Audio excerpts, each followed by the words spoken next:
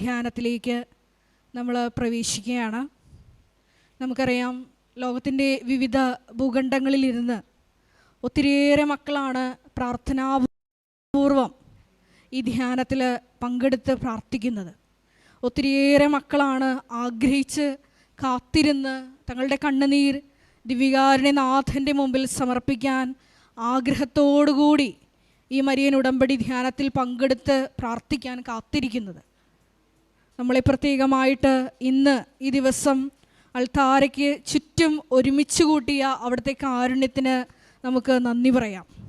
ഏറെ പ്രത്യേകമായിട്ട് ഈ ധ്യാനം നയിക്കുന്ന ബഹുമാനപ്പെട്ട വി.പി. ജോസഫ് അച്ഛനെ ദൈവപിതാവിൻ്റെ കരങ്ങളിൽ നമുക്ക് പ്രത്യേകമായിട്ട് സമർപ്പിച്ച് പ്രാർത്ഥിക്കാം.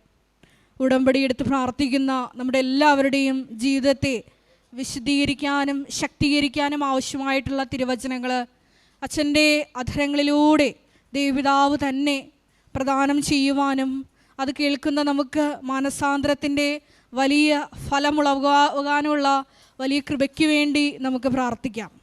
നാളിതുവരെ കൃപാസനത്തിൽ വന്ന് മരിയൻ ഉടമ്പടിയെടുത്ത് പ്രാർത്ഥിച്ചു പോയിട്ടുള്ള എല്ലാ മക്കളെയും ഈ അൾത്താരയിൽ നമുക്ക് സമർപ്പിച്ച് പ്രാർത്ഥിക്കാം.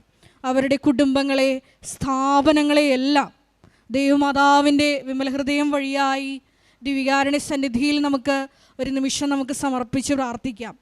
നമുക്കെല്ലാവർക്കും അറിയാവുന്നതുപോലെ 2004 ഡിസംബർ 7-ാം തീയതി ഉച്ചകഴിഞ്ഞ് 2:30 സമയഘടികാരം നെഞ്ചിൽ ചാർത്തിയാണ് ഈ അൾത്താരയിൽ ഇതുപോലുള്ള ആരാധനാ സമയം ദൈവമാതാവ് അൾത്താരയിൽ പ്രത്യക്ഷയായത്. അതുകൊണ്ട് തന്നെ ഓരോ ആരാധനയിലും പങ്കെടുത്ത് പ്രാർത്ഥിക്കുന്ന മക്കളുടെ യോഗ്യതകളേക്കാൾ അപ്പുറത്ത് പരിശുദ്ധ അമ്മ ആ മക്കൾക്ക് വേണ്ടി മധ്യസ്ഥം വഹിച്ച് അവരെ പ്രത്യക്ഷീകരണത്തിൻ്റെ സാക്ഷികളാക്കി ഉയർത്തുന്ന വലിയ വലിയ സാക്ഷ്യങ്ങളാണ് അനുദിനം നമ്മൾ ശ്രവിക്കുന്നത്. ആ സാക്ഷ്യഗണത്തോട് ചേർത്ത് നമ്മുടെ നിയോഗങ്ങളും സമർപ്പിച്ചുകൊണ്ട് ഞങ്ങളെ സാക്ഷികളായി ഉയർത്തണമേ എന്ന് ആത്മാർത്ഥമായിട്ട് നമുക്ക് പ്രാർത്ഥിക്കാം. ഈശോയെ, അങ്ങയുടെ കൃപ ആവശ്യമായിട്ടുള്ള എല്ലാ മേഖലകളിലും അങ്ങയുടെ ശക്തി അയച്ച് ഞങ്ങളെ വിശുദ്ധീകരിക്കുകയും ശക്തീകരിക്കണമേ ചെയ്യണമേ എന്ന് നമുക്ക് പ്രാർത്ഥിക്കാം. ഈ ധ്യാനത്തിൻ്റെ എല്ലാ ഭൗതിക സാഹചര്യങ്ങളെയും അൾത്താരയിൽ നമുക്ക് സമർപ്പിച്ച് പ്രാർത്ഥിക്കാം. ഗാന ശുശ്രൂഷയിലായിരിക്കുന്ന സഹോദരങ്ങളുണ്ട്, സൗണ്ട് കൈകാര്യം ചെയ്യുന്ന സഹോദരങ്ങളുണ്ട്, ക്യാമറ കൈകാര്യം ചെയ്യുന്ന സഹോദരങ്ങളുണ്ട്, സ്റ്റുഡിയോയിലായിരുന്നു കൊണ്ട് ശുശ്രൂഷ ചെയ്യുന്ന സഹോദരങ്ങളുണ്ട്, മധ്യസ്ഥ പ്രാർത്ഥനയിലായിരിക്കുന്ന മക്കളുണ്ട്. എല്ലാവരെയും ഈ അൾത്താരയിൽ നമുക്ക് സമർപ്പിച്ച് പ്രാർത്ഥിക്കാം. ഒരിക്കൽ കൂടി ഈ ധ്യാനത്തിൽ പങ്കെടുത്ത് പ്രാർത്ഥിക്കുന്ന എല്ലാ മക്കളെയും, വിവിധ സമയങ്ങളിൽ ഇരുന്ന് പ്രാർത്ഥിക്കാൻ പോകുന്ന എല്ലാ മക്കളെയും നമുക്ക് ഈ അൾത്താരയിൽ കണ്ടുകൊണ്ട് നമ്മുടെ കുടുംബത്തെയും എല്ലാ ജീവിത സാഹചര്യങ്ങളെയും സമർപ്പിച്ചുകൊണ്ട് ദിവ്യകാരുണ്യനാഥനെ വരവേറ്റുകൊണ്ട് ഉച്ചത്തിൽ ആഗ്രഹത്തോടെ സ്തുതിക്കാം. Hallelujah, hallelujah. ഈശോയെ ആരാധന. ഈ ധ്യാനത്തിന്റെ ആരാധനയിൽ ഉടനീളം ഈശോയെ നിന്റെ ശക്തി പ്രകടമാക്കണമേ എന്ന് പ്രാർത്ഥിക്കുന്നു. അങ്ങയുടെ ദൂതന്മാരെ കാവൽ നിർത്തി ഞങ്ങളെ ഓരോരുത്തരെയും സംരക്ഷിക്കണമേ എന്ന് പ്രാർത്ഥിക്കുന്നു. ഞങ്ങളുടെ ആലയത്തെ വിശുദ്ധീകരിക്കണമേ എന്ന് പ്രാർത്ഥിക്കുന്നു. ഞങ്ങളുടെ സഭയെ ശക്തിപ്പെടുത്തണമേ എന്ന് പ്രാർത്ഥിക്കുന്നു. ഹല്ലേലൂയ, മഹത്വം മഹത്വം, ആരാധന ആരാധന. ഹല്ലേലൂയ, യേശുവേ നന്ദി, യേശുവേ ആരാധന. ഹല്ലേലൂയ, ഹല്ലേലൂയ, മഹത്വം മഹത്വം, ആരാധന ആരാധന. ഹല്ലേലൂയ, യേശുവേ ആരാധന. ഹല്ലേലൂയ, ഹല്ലേലൂയ, യേശുവേ ആരാധന. ഹല്ലേലൂയ.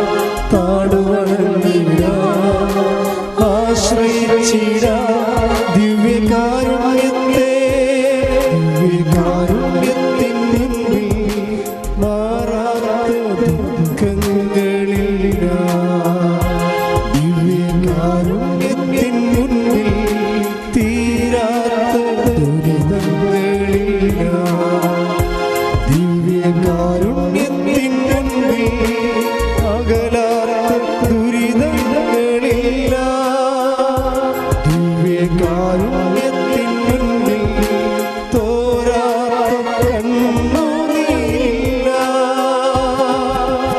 ആരാധിച്ചില്ല, താടുവണങ്ങില്ല, ആശ്രയിച്ചില്ല ദിവ്യകാരുണ്യത്തെ.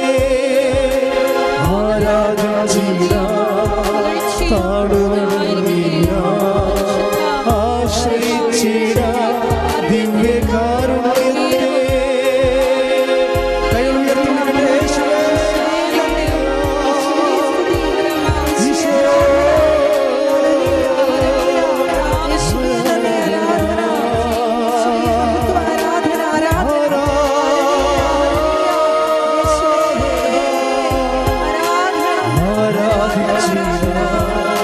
താടുവണങ്ങിയ, ആശ്രയിച്ചിയ ദിവ്യകാരുണ്യത്തെ.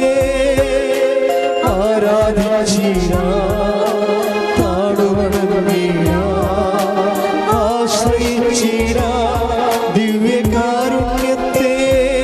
ദിവ്യകാരുണ്യത്തിൻ മുന്നിൽ മാറാത്ത ദുഃഖങ്ങളില്ല, ദിവ്യകാരുണ്യത്തിൻ മുന്നിൽ തീരാത്ത ദുരിതങ്ങളില്ല, ദിവ്യകാരുണ്യത്തിൻ മുന്നിൽ പൊറുക്കാത്ത പാപങ്ങളില്ല, ദിവ്യകാരുണ്യത്തിൻ മുന്നിൽ തോരാത്ത കണ്ണുനീരില്ല.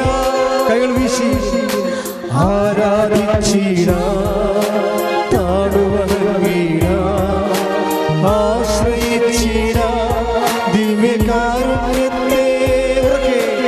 ആരാധിച്ചില്ല, താടുവണങ്ങിയ, ആശ്രയിച്ചില്ല ദിവ്യകാരുണ്യത്തെ. ആരാധിച്ചില്ല, ആരാധിച്ചില്ല, താടുവണങ്ങിയ, ആശ്രയിച്ചില്ല ദിവ്യകാരുണ്യത്തെ.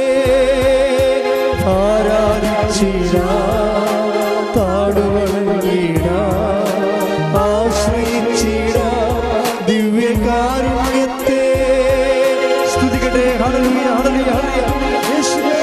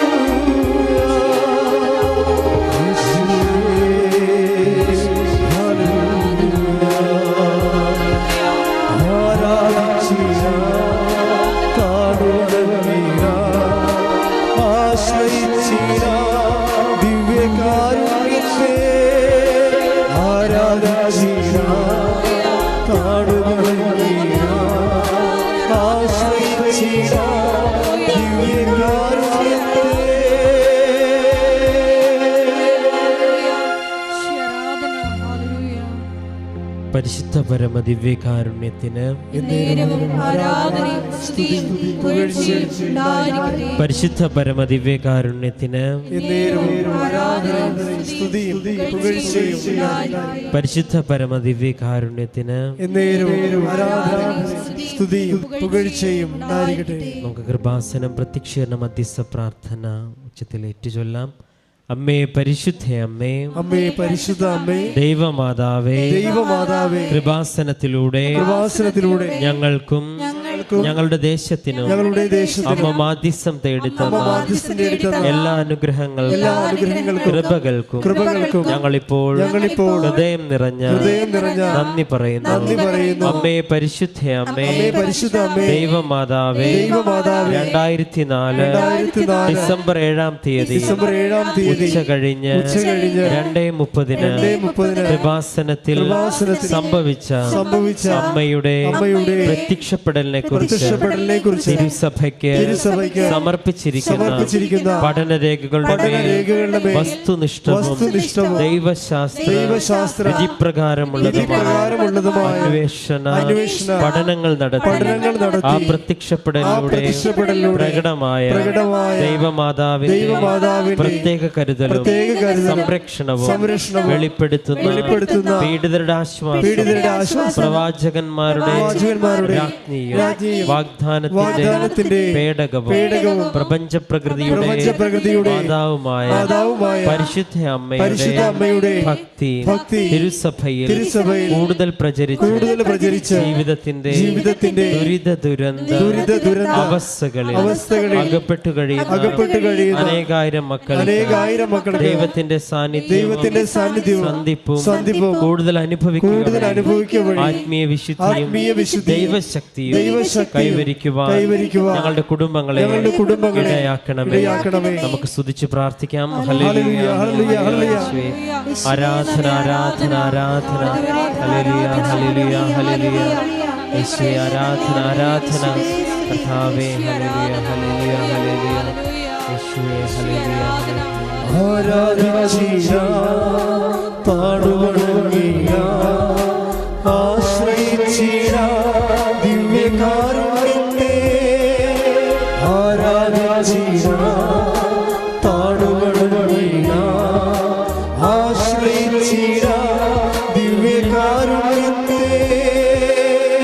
പരിശുദ്ധ പരമദിവ്യകാരുണ്യത്തിന്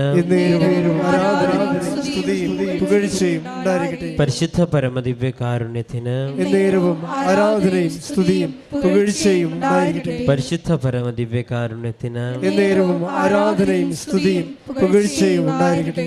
അമ്മേ പരിശുദ്ധ അമ്മേ പരിശുദ്ധ അമ്മേ ഭൂസ്വർഗലോകങ്ങളുടെ രാജ്ഞിയായ അങ്ങേക്ക് ഭൗമ സംരക്ഷണത്തിന് പ്രപഞ്ച പ്രകൃതിയത്തിന്റെ തിരുസഭ പ്രതിഷ്ഠിക്കുവാൻ ഈ പ്രത്യക്ഷീകരണം വഴി ഇടയാക്കണമേ. പരിശുദ്ധ അമ്മേ ജപമാല മാതാവേ സകല കൃപാസന പ്രാർത്ഥനകളോട് ചേർത്ത് ഞങ്ങളിപ്പോൾ പ്രാർത്ഥിക്കുന്ന ഈ സമൂഹത്തിന്റെ പ്രത്യേക നിയോഗങ്ങളും നമ്മുടെ ഓരോരുത്തരുടെയും നിയോഗങ്ങൾ നമുക്കിപ്പോൾ മൗനമായി സമർപ്പിക്കാം.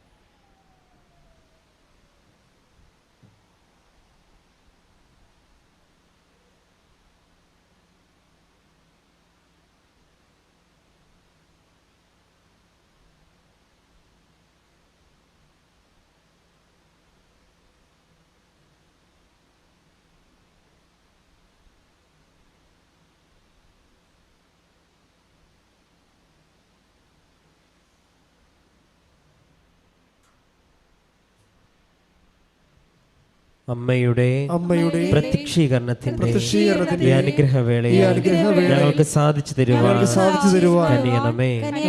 ആമേൻ. നമുക്ക് സ്തുതിക്കാം. ഹല്ലേലൂയ ഹല്ലേലൂയ ആരാധന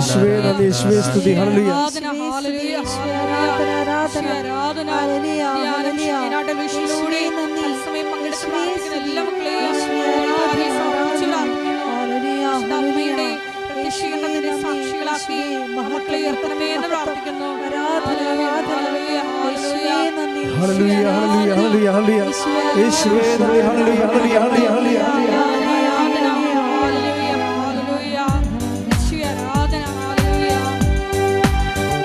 എഴുന്നേറ്റ് കൈകളടിച്ചുകൊണ്ട്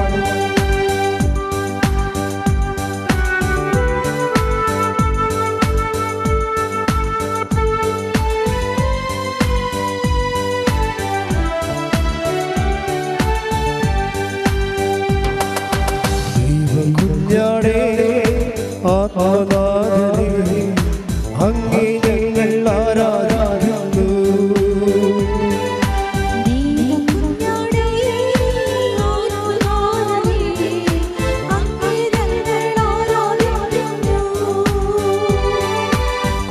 കൽപ്പെട്ടവനെ ജീവനാഥനെ അങ്ങേ ഞങ്ങൾ ആരാധിക്കുന്നു.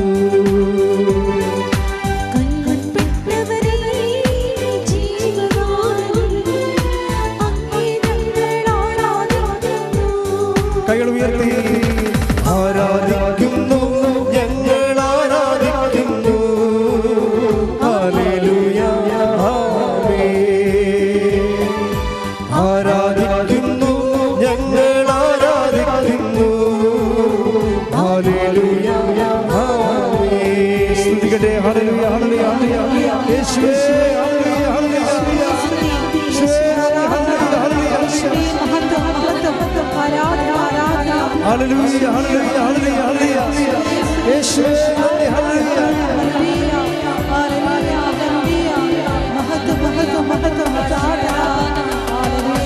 പിതാവേ സ്നേഹരാജനെ അങ്ങേ ഞങ്ങൾ ആരാധിക്കുന്നു. ദൈവപിതാവേ സ്നേഹരാജനെ അങ്ങേ ഞങ്ങൾ ആരാധിക്കുന്നു. പരിശുദ്ധാത്മാവേ ജീവാത്മാവേ അങ്ങേ ഞങ്ങൾ ആരാധിക്കുന്നു. പരിശുദ്ധാത്മാവേ ജീവാത്മാവേ അങ്ങേ ഞങ്ങൾ ആരാധിക്കുന്നു. ആരാധിക്കുന്നു, ഞങ്ങൾ ആരാധിക്കുന്നു. ഹല്ലേലൂയ ആമേൻ. ശക്തിയോടെ ആരാധിക്കുന്നു,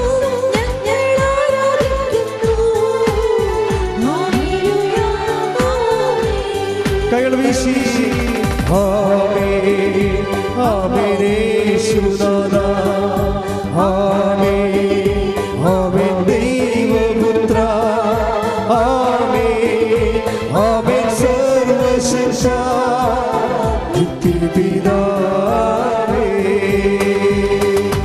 ആമേൻ ആമേൻ. യേശുനാഥ ആമേൻ ആമേൻ. ദൈവപുത്ര ആമേൻ ആമേൻ. സർവശക്ത നിത്യപിതാവേ. സ്തുതിക്കട്ടെ. ഹല്ലേലൂയ ഹല്ലേലൂയ ഹല്ലേലൂയ. യേശുവേ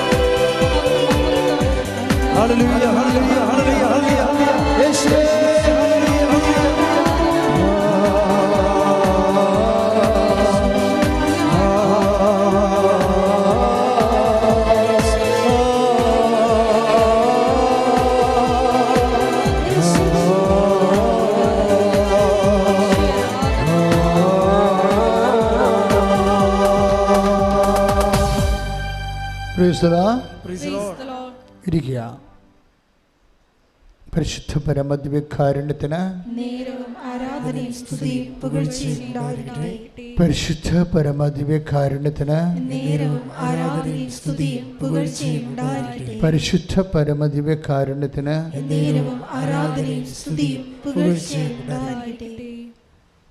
പ്രിയമുള്ളവരെ, മറ്റു പ്രാർത്ഥനകളിൽ നിന്ന് വ്യത്യസ്തമായിട്ട് എന്തുകൊണ്ടാണ് ഉടമ്പടി പ്രാർത്ഥനാ പദ്ധതിക്ക് സാക്ഷ്യങ്ങളുടെ എണ്ണം കൂടുന്നത്? എന്തുകൊണ്ടാണ്? അതിൻ്റെ പ്രധാനപ്പെട്ട കാരണം വിശ്വാസം 3 തരത്തിൽ പ്രകടിപ്പിക്കപ്പെടുന്നത് കൊണ്ടാണ്. അപ്പോൾ നമ്മുടെ സാധാരണ ലെവലിൽ വിശ്വാസം ഒരു തരത്തിലാണ് മനുഷ്യർ പൊതുവെ പ്രകടിപ്പിക്കുന്നത്. എങ്ങനെയാണത്? പ്രാർത്ഥനയായിട്ട്. ഉടമ്പടിയിൽ വരുമ്പോൾ വിശ്വാസം 3 തരത്തിലാണ് പ്രകടിപ്പിക്കുന്നത്: പ്രാർത്ഥന, പ്രയോഗം, പിന്നെ പ്രഖ്യാപനം.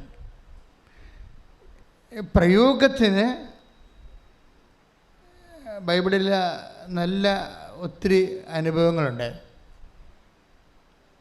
വളരെ സൈലൻ്റായിട്ടുള്ള പ്രയോഗങ്ങളുണ്ട് ബൈബിളിൽ. ഇപ്പോൾ ഉദാഹരണത്തിന് നമ്മുടെ രക്തസ്രാവക്കായ രോഗിയുടെ കാര്യം മാത്രം എടുത്താൽ മതി.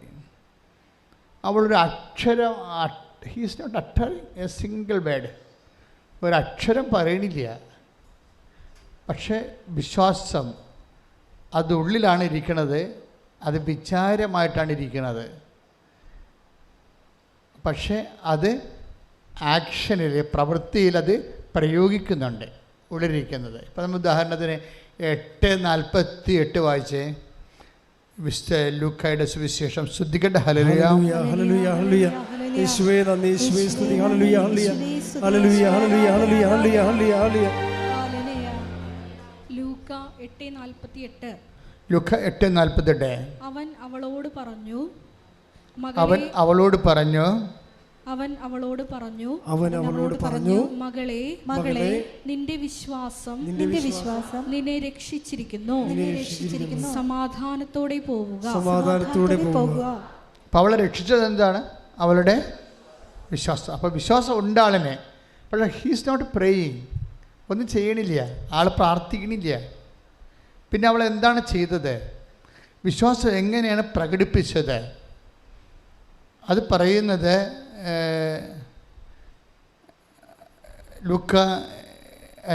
വിശുദ്ധ മത്തായി ശ്ലീഹായുടെ സുവിശേഷം 9:21. മത്തായി 9:21.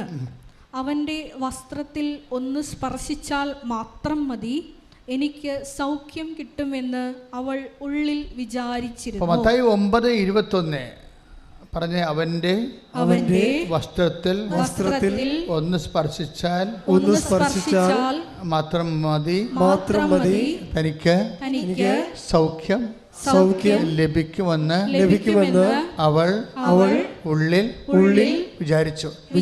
ഉള്ളിൽ വിചാരിച്ചിരിക്കുകയാണ്, പുറത്ത് പറയുന്നില്ല, ശബ്ദമില്ല. അതിനെ ഒരു വിചാരം മാത്രമായി, വിശ്വാസം ഒരു വിചാരം മാത്രമായി നിലനിന്നുകൊണ്ട് തന്നെ ശബ്ദമില്ലാതെ പ്രയോഗത്തിലൂടെ അവളത് പ്രകടിപ്പിക്കണ കാണാം. 8:46 എടുത്ത് ലൂക്കാ സുവിശേഷം. സ്തുതിക്കട്ടെ. ഹല്ലേലൂയ, ഹല്ലേലൂയ, ഹല്ലേലൂയ, ഹല്ലേലൂയ, ഹല്ലേലൂയ. യേശുവേ നന്ദി, യേശുവേ സ്തുതി. ഹല്ലേലൂയ, ഹല്ലേലൂയ, ഹല്ലേലൂയ, ഹല്ലേലൂയ, ഹല്ലേലൂയ, ഹല്ലേലൂയ. ലൂക്കാ 8:46.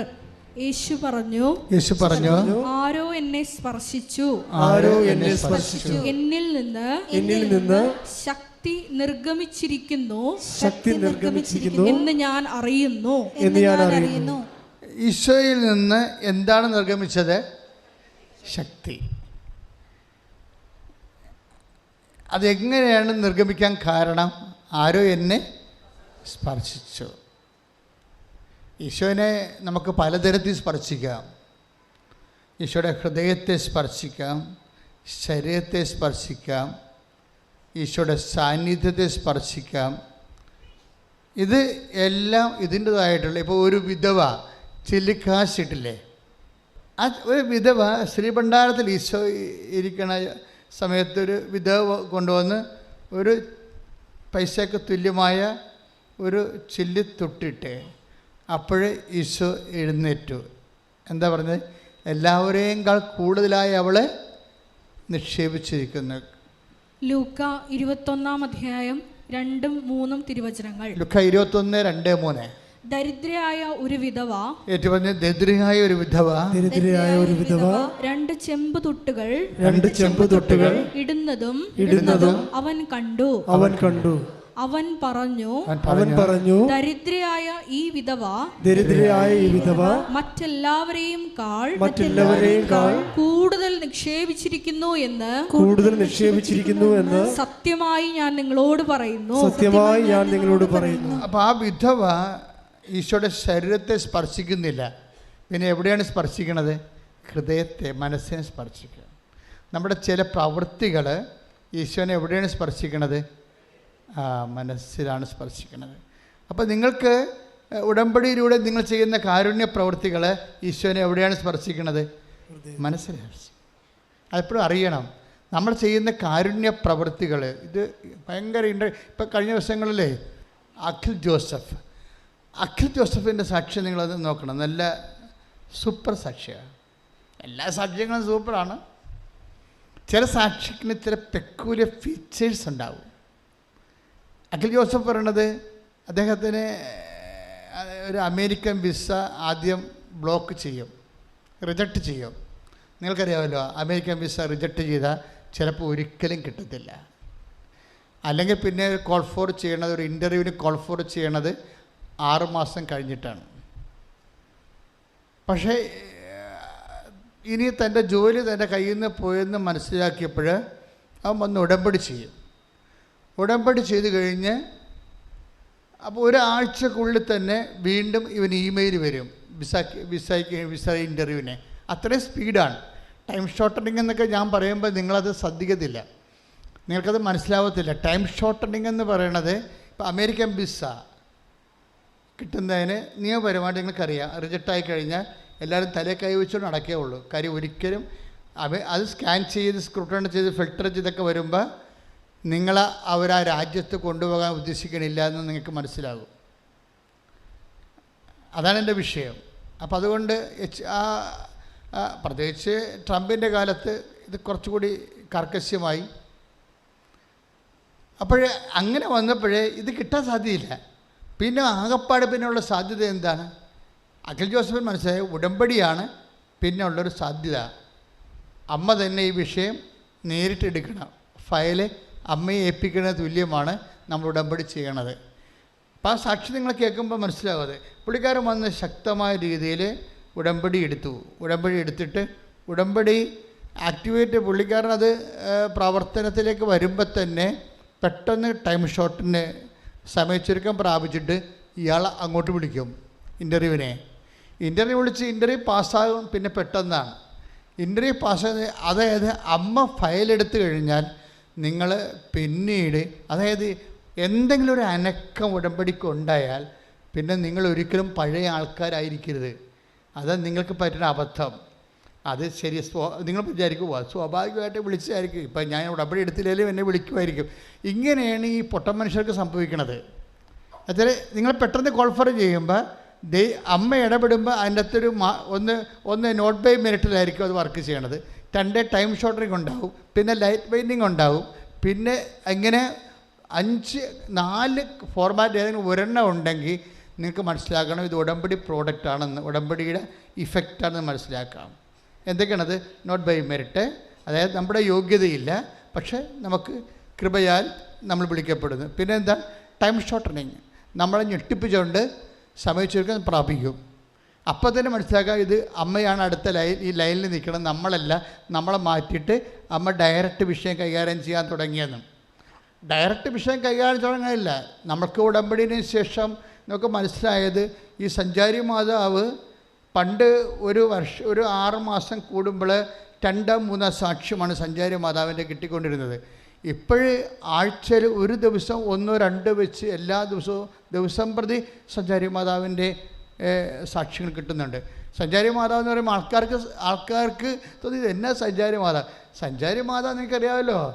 അത് നമ്മളെ കൃപാസനത്തിന് വണങ്ങുന്ന അമ്മ ആരാണ്? വാഗ്ദാന പേടകമാണ്. നമ്മൾ ലുത്തീനിയയിലുണ്ട് വാഗ്ദാന പേടകമേ ഞങ്ങൾക്ക് വേണ്ടി അപേക്ഷിക്കണമേ. പക്ഷേ ലോകത്തിലോടത്തിൽ വാഗ്ദാന പേടകമായിട്ട് അമ്മയെ വണങ്ങുന്ന സ്ഥലങ്ങൾ കുറവാണ്, വളരെ ചുരുക്കി. ഞാൻ യൂട്യൂബിൽ ഗൂഗിളിൽ നോക്കിയിട്ട് ഒരു സ്ഥലമോ മറ്റോ ഉണ്ട്. അത് ഈ രീതിയിലല്ല. ഇല്ലെന്ന് തന്നെ പറയാം.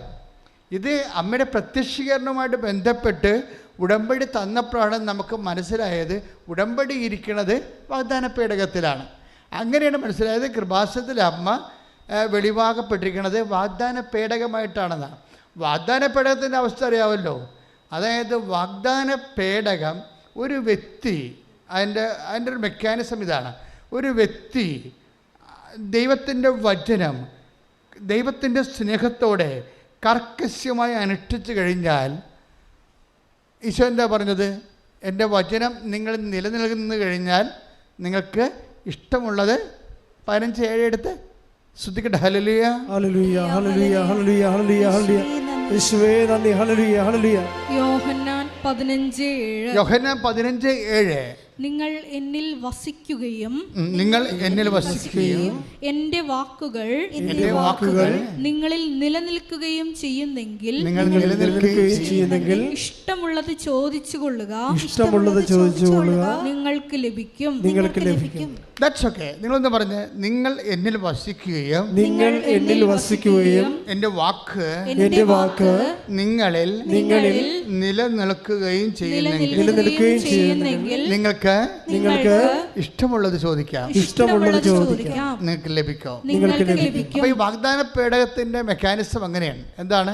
നമ്മൾ ദൈവത്തിൻ്റെ വചനം അവൻ പറയണത് പോലെ ചെയ്യണം. പക്ഷെ ഒരു പ്രോബ്ലം അതിൻ്റെ അകത്തുണ്ട്. നമ്മൾ എവിടെയാണ് നമുക്ക് ഫ്ലോപ്പ് സംഭവിക്കുന്നത്, എവിടെയാണ് നമുക്ക് മാർക്ക് പോകണമെന്ന് നിങ്ങൾ അറിയണം. ഞാനിപ്പോഴേ ഇവിടെ അല്ലേ എല്ലാ ദിവസവും യൂത്തിനോട് സംസാരിക്കും. കാരണം യൂത്തിനെ അവർ ഇപ്പോൾ IELTS, MOH, HAD, PSC, UPSC ഒക്കെ എഴുതാൻ വന്ന കുട്ടികൾ എങ്ങനെയായാലും 10-30 കുട്ടികൾ ഒരു ദിവസം ഉടമ്പടി അച്ഛനെ കാണാൻ വരും. അപ്പം ഞാൻ അവർ ബൾക്കായിട്ട് അവരോട് സംസാരിക്കും. അവരോട് സംസാരിക്കുമ്പോൾ ഞാൻ എന്താ അവരോട് സംസാരിക്കണമെന്ന് അറിയാമോ? നിങ്ങൾ കൃപയുടെ ലീക്കേജുകൾ ബ്ലോക്ക് ചെയ്യാൻ പറയും. കൃപയുടെ ലീക്കേജുകളെ ബ്ലോക്ക് ചെയ്യാൻ പറയും. എന്ന് വെച്ച് കഴിഞ്ഞാൽ നമ്മൾക്ക് പറ്റണ ഒരു അബദ്ധം അതാണ്. ദൈവം നമുക്ക് കൃപ തരാത്തതിൻ്റെ കാരണം ഇപ്പോൾ ഓട്ടക്കുടത്തിൽ നമ്മൾ വെള്ളം കുരത്തില്ലേ, ഓട്ടക്കുടത്തിൽ വെള്ളം ഇപ്പോൾ നിങ്ങളൊരു സ്ഥലത്ത് ഒരു വെളിച്ചെണ്ണ ഒരു കടയിൽ നിന്ന് വാങ്ങിക്കണമെന്ന് വിചാരിച്ചോ. ആ കടയിൽ നിന്ന് വെളിച്ചെണ്ണ ഒഴിക്കുമ്പോൾ തന്നെ നിങ്ങളുടെ കണ്ടെയ്നറിൽ നിന്ന് വെളിച്ചെണ്ണ പോകാൻ തുടങ്ങിക്കഴിഞ്ഞാൽ അത് പറയും നീ പാത്രം മാറ്റാൻ പറയും ഇല്ലേ.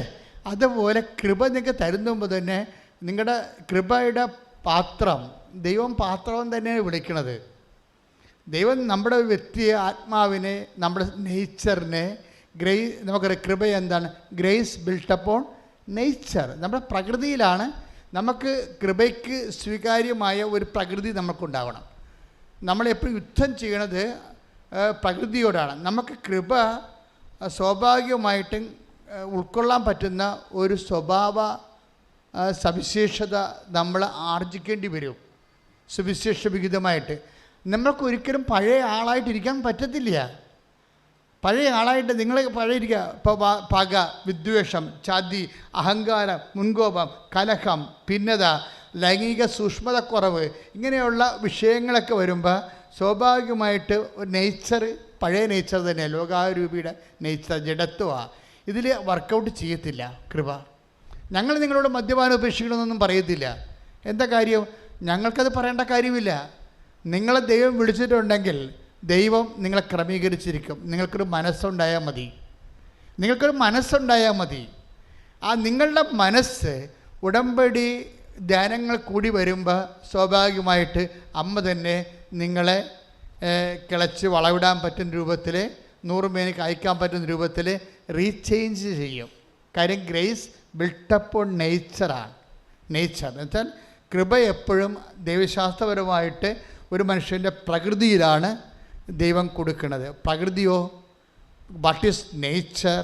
That is habits. ഒരു നേച്ചറിൻ്റെ ദ ടോട്ടാലിറ്റി ഓഫ് ദി ഹാബിറ്റ്സാണ് നേച്ചറായിട്ട് വരുന്നത്. നമ്മുടെ മുഴുവൻ ശീലങ്ങളുടെ ആകത്തുകയാണ് നമുക്ക് പ്രകൃതിയായിട്ട് വരുന്നത്. What is habits? Habits is repeated action. വല്ലപ്പോഴും സംഭവിക്കുന്ന കാര്യങ്ങളല്ല, തുടരെ സംഭവിക്കുന്ന ശീലങ്ങളെ ഹാബിറ്റ്സ് എന്ന് പറയും. അത് മോശം ശീലങ്ങളാണെങ്കിൽ ദുശ്ശീലങ്ങളാണെന്ന് പറയും. ഇപ്പം ദുശ്ശീലങ്ങളുള്ളവരിൽ ഒരിക്കലും കൃപ വർക്കൗട്ട് ചെയ്യത്തില്ല. അതുകൊണ്ട് വചനം വളരെ സൂക്ഷ്മതയാണ്. ഇപ്പം എന്തെങ്കിലും ദുശീലങ്ങളുണ്ടോ, ആ റെക്കർ ചെയ്യുന്ന ബാഡ് ഹാബിറ്റ്സ് ഉണ്ടോ എന്ന് നോക്കണം. അത് ഉടമ്പടിയുടെ മെയിൻ സംഭവമാണ്. റെക്കർ ചെയ്യുന്ന, do you have any recurring bad habits? നിങ്ങൾക്ക് ഇത് റെക്കർ ചെയ്യുന്ന, വല്ലപ്പോഴും ഒറ്റപ്പെട്ട സംഭവങ്ങളല്ല, ആവർത്തിക്കപ്പെടുന്ന ബാഡ് ഹാബിറ്റ്സ് ഉണ്ടോ എന്ന് നോക്കണം.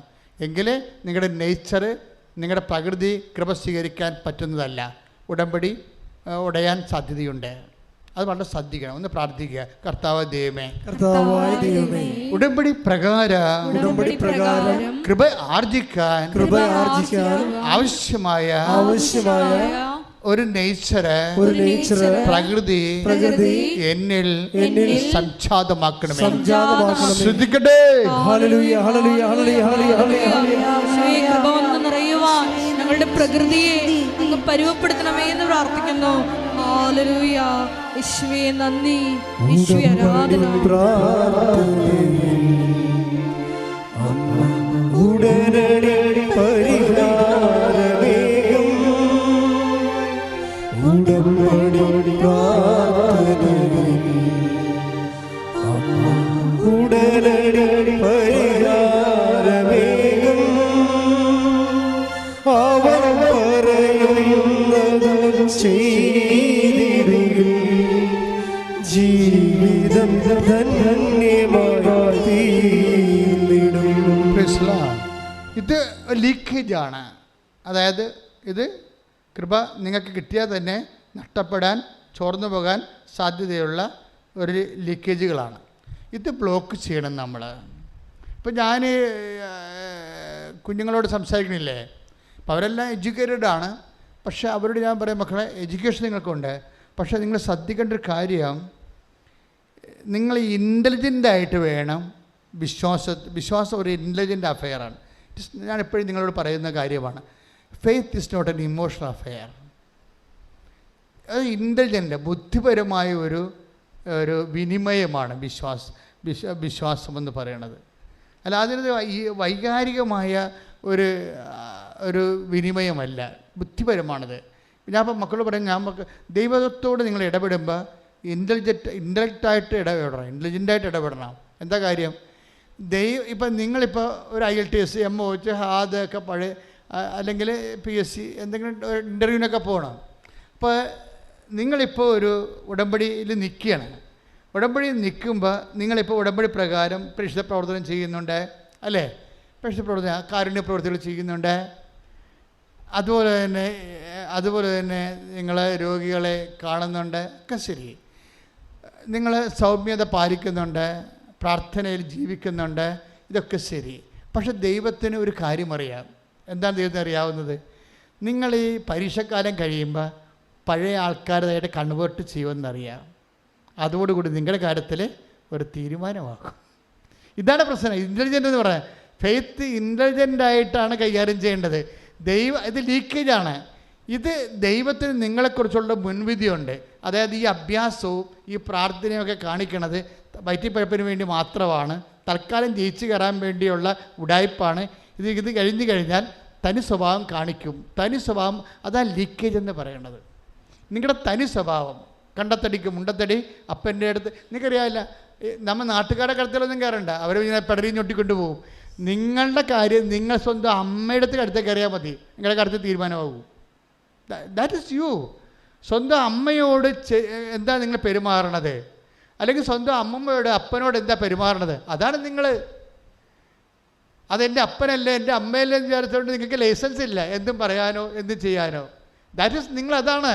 ഇപ്പോൾ ദൈവം അസസ് ചെയ്യുമ്പോൾ അതാണ്. അപ്പൻ ചിലപ്പോൾ ക്ഷമിക്കും, അമ്മയെ ക്ഷമിക്കും. കാര്യം നിങ്ങളെ പെറ്റ് വളർത്തിയ ഒത്തിരി ഇൻവെസ്റ്റ്മെൻറ്റ് അവർക്കുള്ളത് കൊണ്ട് അവർ ക്ഷമിക്കാൻ മാർഗമില്ലല്ലോ, അതുകൊണ്ട് അവർ മിണ്ടത്തില്ല. പക്ഷെ നിങ്ങളുടെ കാര്യത്തിൽ ഒരു തീരുമാനമാകും. ഇതുകൊണ്ട് ഈശോ എന്താ പറഞ്ഞത്? നിങ്ങൾ എന്നെ സ്നേഹിക്കണമെങ്കിൽ മാത്രമേ ഈ പണിക്കിറങ്ങാവൂ. മനസ്സിലായില്ലേ? 15-14 take the word of God. ശ്രുതിക്കട്ടെ. ഹല്ലേലൂയ, ഹല്ലേലൂയ, ഹല്ലേലൂയ, ഹല്ലേലൂയ, ഹല്ലേലൂയ. യേശുവേ നന്ദി, യേശുവേ സ്തുതി. ഹല്ലേലൂയ, ഹല്ലേലൂയ, ഹല്ലേലൂയ, ഹല്ലേലൂയ, ഹല്ലേലൂയ. യോഹന്നാൻ 15:14. യോഹന്നാൻ 15:14. ഞാൻ നിങ്ങളോട് കൽപ്പിക്കുന്നത് നിങ്ങൾ ചെയ്യുന്നെങ്കിൽ നിങ്ങൾ എൻ്റെ സ്നേഹിതരാണ്. അപ്പൊ ഞാൻ നിങ്ങളോട് കൽപ്പിക്കുന്നത് നിങ്ങൾ ചെല്ലുന്നെങ്കിൽ എന്നാണ് ഈശോ പറഞ്ഞത്. അല്ല, ചെയ്യുന്നെങ്കിൽ. ഉടമ്പടിയാണ് സംഭവം. ഇതെല്ലാം ചെയ്യുന്ന കാര്യങ്ങളാണ്. ഞാൻ നിങ്ങളോട് കൽപ്പിക്കുന്നത് നിങ്ങൾ ചെല്ലുന്നെങ്കിൽ എന്നാണ് ഈശോ പറഞ്ഞെങ്കിലേ നിങ്ങൾക്ക് വേണമെങ്കിൽ വചനം അവിടെ ഇരുന്നുകൊണ്ട് 3000 പ്രാവശ്യം ചെല്ലിയാൽ മതിയായിരുന്നു. വർക്കൗട്ട് ചെയ്യത്തില്ല. ഞാൻ നിങ്ങളോട് കൽപ്പിക്കുന്നത് പറഞ്ഞേ, നിങ്ങൾ ചെയ്യുന്നെങ്കിൽ നിങ്ങൾ എൻ്റെ സ്നേഹിതരാണ്. അപ്പൊ എൻ്റെ സ്നേഹിതരാണെന്നുള്ളതാണ് നിങ്ങളുടെ ഒരു status. You got the point. മനസ്സിലായില്ലേ? എൻ്റെ സ്റ്റാറ്റസ് എന്താണ്? പൗരോഹിത്യത്തോട് കാണിച്ച ഒരു ശുശ്രൂഷ ജീവിതമാണ് എൻ്റെ സ്റ്റാറ്റസ്. ദൈവത്തിൻ്റെ മുമ്പിൽ എൻ്റെ സ്റ്റാറ്റസ് അതാണ്. ഞാൻ വളരെ നീതി പുലർത്തി ഇത്രയും നാൾ ജീവിച്ച ഒരു ജീവിതമാണ്. അതാണ് എൻ്റെ സ്റ്റാറ്റസ്. നിങ്ങളുടെ ജീവിതം എന്താ? നിങ്ങളുടെ ദൈവവിളി, കുടുംബജീവിതം, അതിനോട് നീതി പുലർത്തി കർത്താവിൻ്റെ വചനം പാലിച്ചുകൊണ്ട് നിങ്ങൾ നിലനിൽക്കുമെങ്കിൽ അതാണ് 15:7. Take the word of God. ശ്രദ്ധിക്കട്ടെ. ഹല്ലേലൂയ, ഹല്ലേലൂയ, ഹല്ലേലൂയ, ഹല്ലേലൂയ, ഹല്ലേലൂയ. യേശുവേ നന്ദി, യേശുവേ സ്തുതി. ഹല്ലേലൂയ. ആയിച്ചോളൂ. നിങ്ങൾ എന്നിൽ വസിക്കുകയും എൻ്റെ വാക്കുകൾ നിങ്ങളിൽ നിലനിൽക്കുകയും ചെയ്യുന്നെങ്കിൽ ഇഷ്ടമുള്ളത് ചോദിച്ചു കൊള്ളുക, നിങ്ങൾക്ക് ലഭിക്കും. ഇപ്പം ഇവിടെ പ്രധാനപ്പെട്ട വാക്യതാണ് ഈ വചനത്തിൽ. നിങ്ങൾ എന്നിൽ വസിക്കുകയും എൻ്റെ വാക്ക് നിങ്ങളിൽ നിലനിൽക്കുകയും. ഇവിടെയാണ് വിഷയം. ഇതാണ് faith is an intelligent affair എന്ന് പറയണത്. ദൈവം എന്താ നോക്കണത്? ഈ വസ്തു വിൽക്കണ വരെ മാത്രമേ ഇവള് ഇങ്ങനെ കറങ്ങി ദൈവത്തിന് ചുറ്റിപ്പറ്റി നടക്കത്തുള്ളൂ. ഭർത്താവിൻ്റെ വെള്ളവടി മാറണ വരെ മാത്രമേ ഇവളിങ്ങനെ കർത്താവ് എന്ന് പറഞ്ഞിങ്ങനെ ചുറ്റിപ്പറ്റി രോഗികളെ കാണുകയും എന്നൊക്കെ ചെയ്ത് നടക്കുകയും ചെയ്യുന്നല്ലോ. അത് കഴിഞ്ഞാലുള്ള നിൻ്റെ എല്ലാ സ്കാനിങ് റിപ്പോർട്ടും കർത്താവിനടുത്തുണ്ട്. അതാണ് ദൈവത്തിൻ്റെ കണ്ണിൽ പോയിടാൻ പറ്റത്തില്ല. നിങ്ങളകപ്പെട്ടിരിക്കുകയാണ്. മനസ്സിലായില്ലേ? നിങ്ങൾ അതായത് ഇൻ്റലിജൻ്റ് ആയിരിക്കണം ഈ വിഷയത്തിൽ. അതുകൊണ്ട് നിങ്ങളുടെ മുമ്പിലുള്ള ഓപ്ഷൻ എന്താ? കർത്താവേ, ഈ കടന്നാലും ഞാൻ അങ്ങയുടെ മകളായി ജീവിക്കും. കൈയിടിച്ച് കർത്താവ്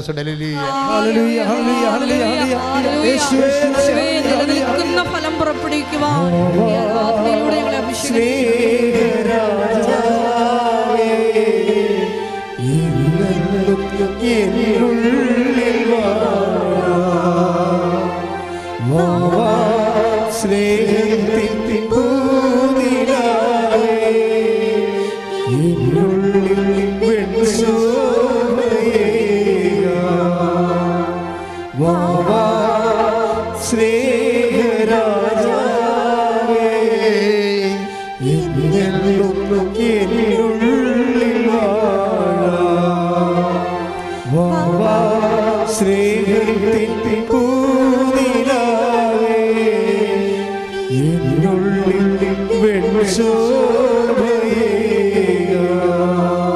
പരിശുദ്ധ പരമദിവ്യകാരുണ്യത്തിന് ആരാധനയും സ്തുതിയും പുകഴ്ചയും ഉണ്ടായിരിക്കട്ടെ. ഇപ്പം നമ്മൾ പറഞ്ഞുകൊണ്ടിരുന്ന വിഷയം എന്താണ്?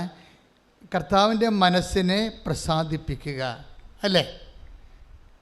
കർത്താവിൻ്റെ മനസ്സിനെ അതായത് രക്തസ്രാവക്കാര രോഗിയെ കർത്താവിനെ പ്രസാദിപ്പിച്ചത് പ്രാർത്ഥന കൊണ്ടല്ല, പിന്നെ എന്താണ്? പ്രയോഗം കൊണ്ടാണ്. അവളെന്താ പ്രയോഗിച്ചത്? അവൾ പിന്നിലൂടെ വന്ന്, നമുക്കറിയാമല്ലോ, ദൈവത്തിനെ സമീപിക്കുന്നവർ മുമ്പിൽ വരണമെന്നൊന്നും ഒരു ആഗ്രഹമില്ല. ദൈവത്തിന് മുമ്പും പുറകൊന്നുമില്ല. ദൈവം മനസ്സിലായില്ലേ? പിന്നിലൂടെ വന്ന് അവൻ്റെ വസ്ത്രത്തിൽ സ്പർശിച്ചു. അവൾ ശബ്ദിച്ചില്ല, പ്രാർത്ഥിച്ചില്ല. പിന്നെ എന്ത് ചെയ്ത്? ഉള്ളിൽ മത്തായി 9:21 പറയും പോലെ ഉള്ളിൽ വിചാരിക്കുക മാത്രമേ ചെയ്തുള്ളൂ. വിശ്വാസം വിചാരത്തിൻ്റെ രൂപത്തിൽ അവിടെ ഉള്ളിലുണ്ടായിരുന്നു. ആ ഉള്ളിലുണ്ടായിരുന്ന വിചാരത്തെ വളരെ നിശബ്ദമായി അവൾ പ്രയോഗിക്കണം. കഴിഞ്ഞ ദിവസങ്ങളിലൊരു സാക്ഷ്യമുണ്ടായി. ഈ പ്രയോഗം ഏറ്റവും കൂടുതലുള്ള ഉടമ്പടിയിലാണ്. ഉടമ്പടിയിലാണ് ഏറ്റവും കൂടുതൽ പ്രയോഗമുള്ളത്. ഇപ്പോൾ കഴിഞ്ഞ ദിവസം ഒരു സാക്ഷ്യം ശ്രുതിക്കട്ടെ മക്കളെ. യേശുവേ സ്വസ്ഥം. യേശുവേ നന്ദി. ഹല്ലേലൂയ ഹല്ലേലൂയ ഹല്ലേലൂയ. യേശുവേ ആരാധനയിലൂടെ ഞങ്ങൾ അഭിഷേകം ചെയ്യുന്നു. സാക്ഷ്യത്തിലെ സ്റ്റെഫിയാണ്, സ്റ്റെഫി തൃശ്ശൂര്. അവരുടെ വിഷയം അവർ പ്രഗ്നൻ്റായി. അപ്പോൾ അതായത് അവൾ ഈ പ്രഗ്നൻ്റ് ആയിരിക്കുന്ന സ്റ്റെഫിയുടെ വയറ്റിലൊരു മുഴ, കുട്ടിയുടെ ഹൃദയത്തിൽ മുഴ, ഗർഭസ്ഥ ശിശുവിൻ്റെ കുട്ടിയുടെ തലയിലും മുഴ. അപ്പോൾ ഡോക്ടറിൻ്റെ ഉപദേശം എന്താണ്? ഇതിനെ എടുത്ത് കളയുക, വേറെ മാർഗമൊന്നുമില്ല.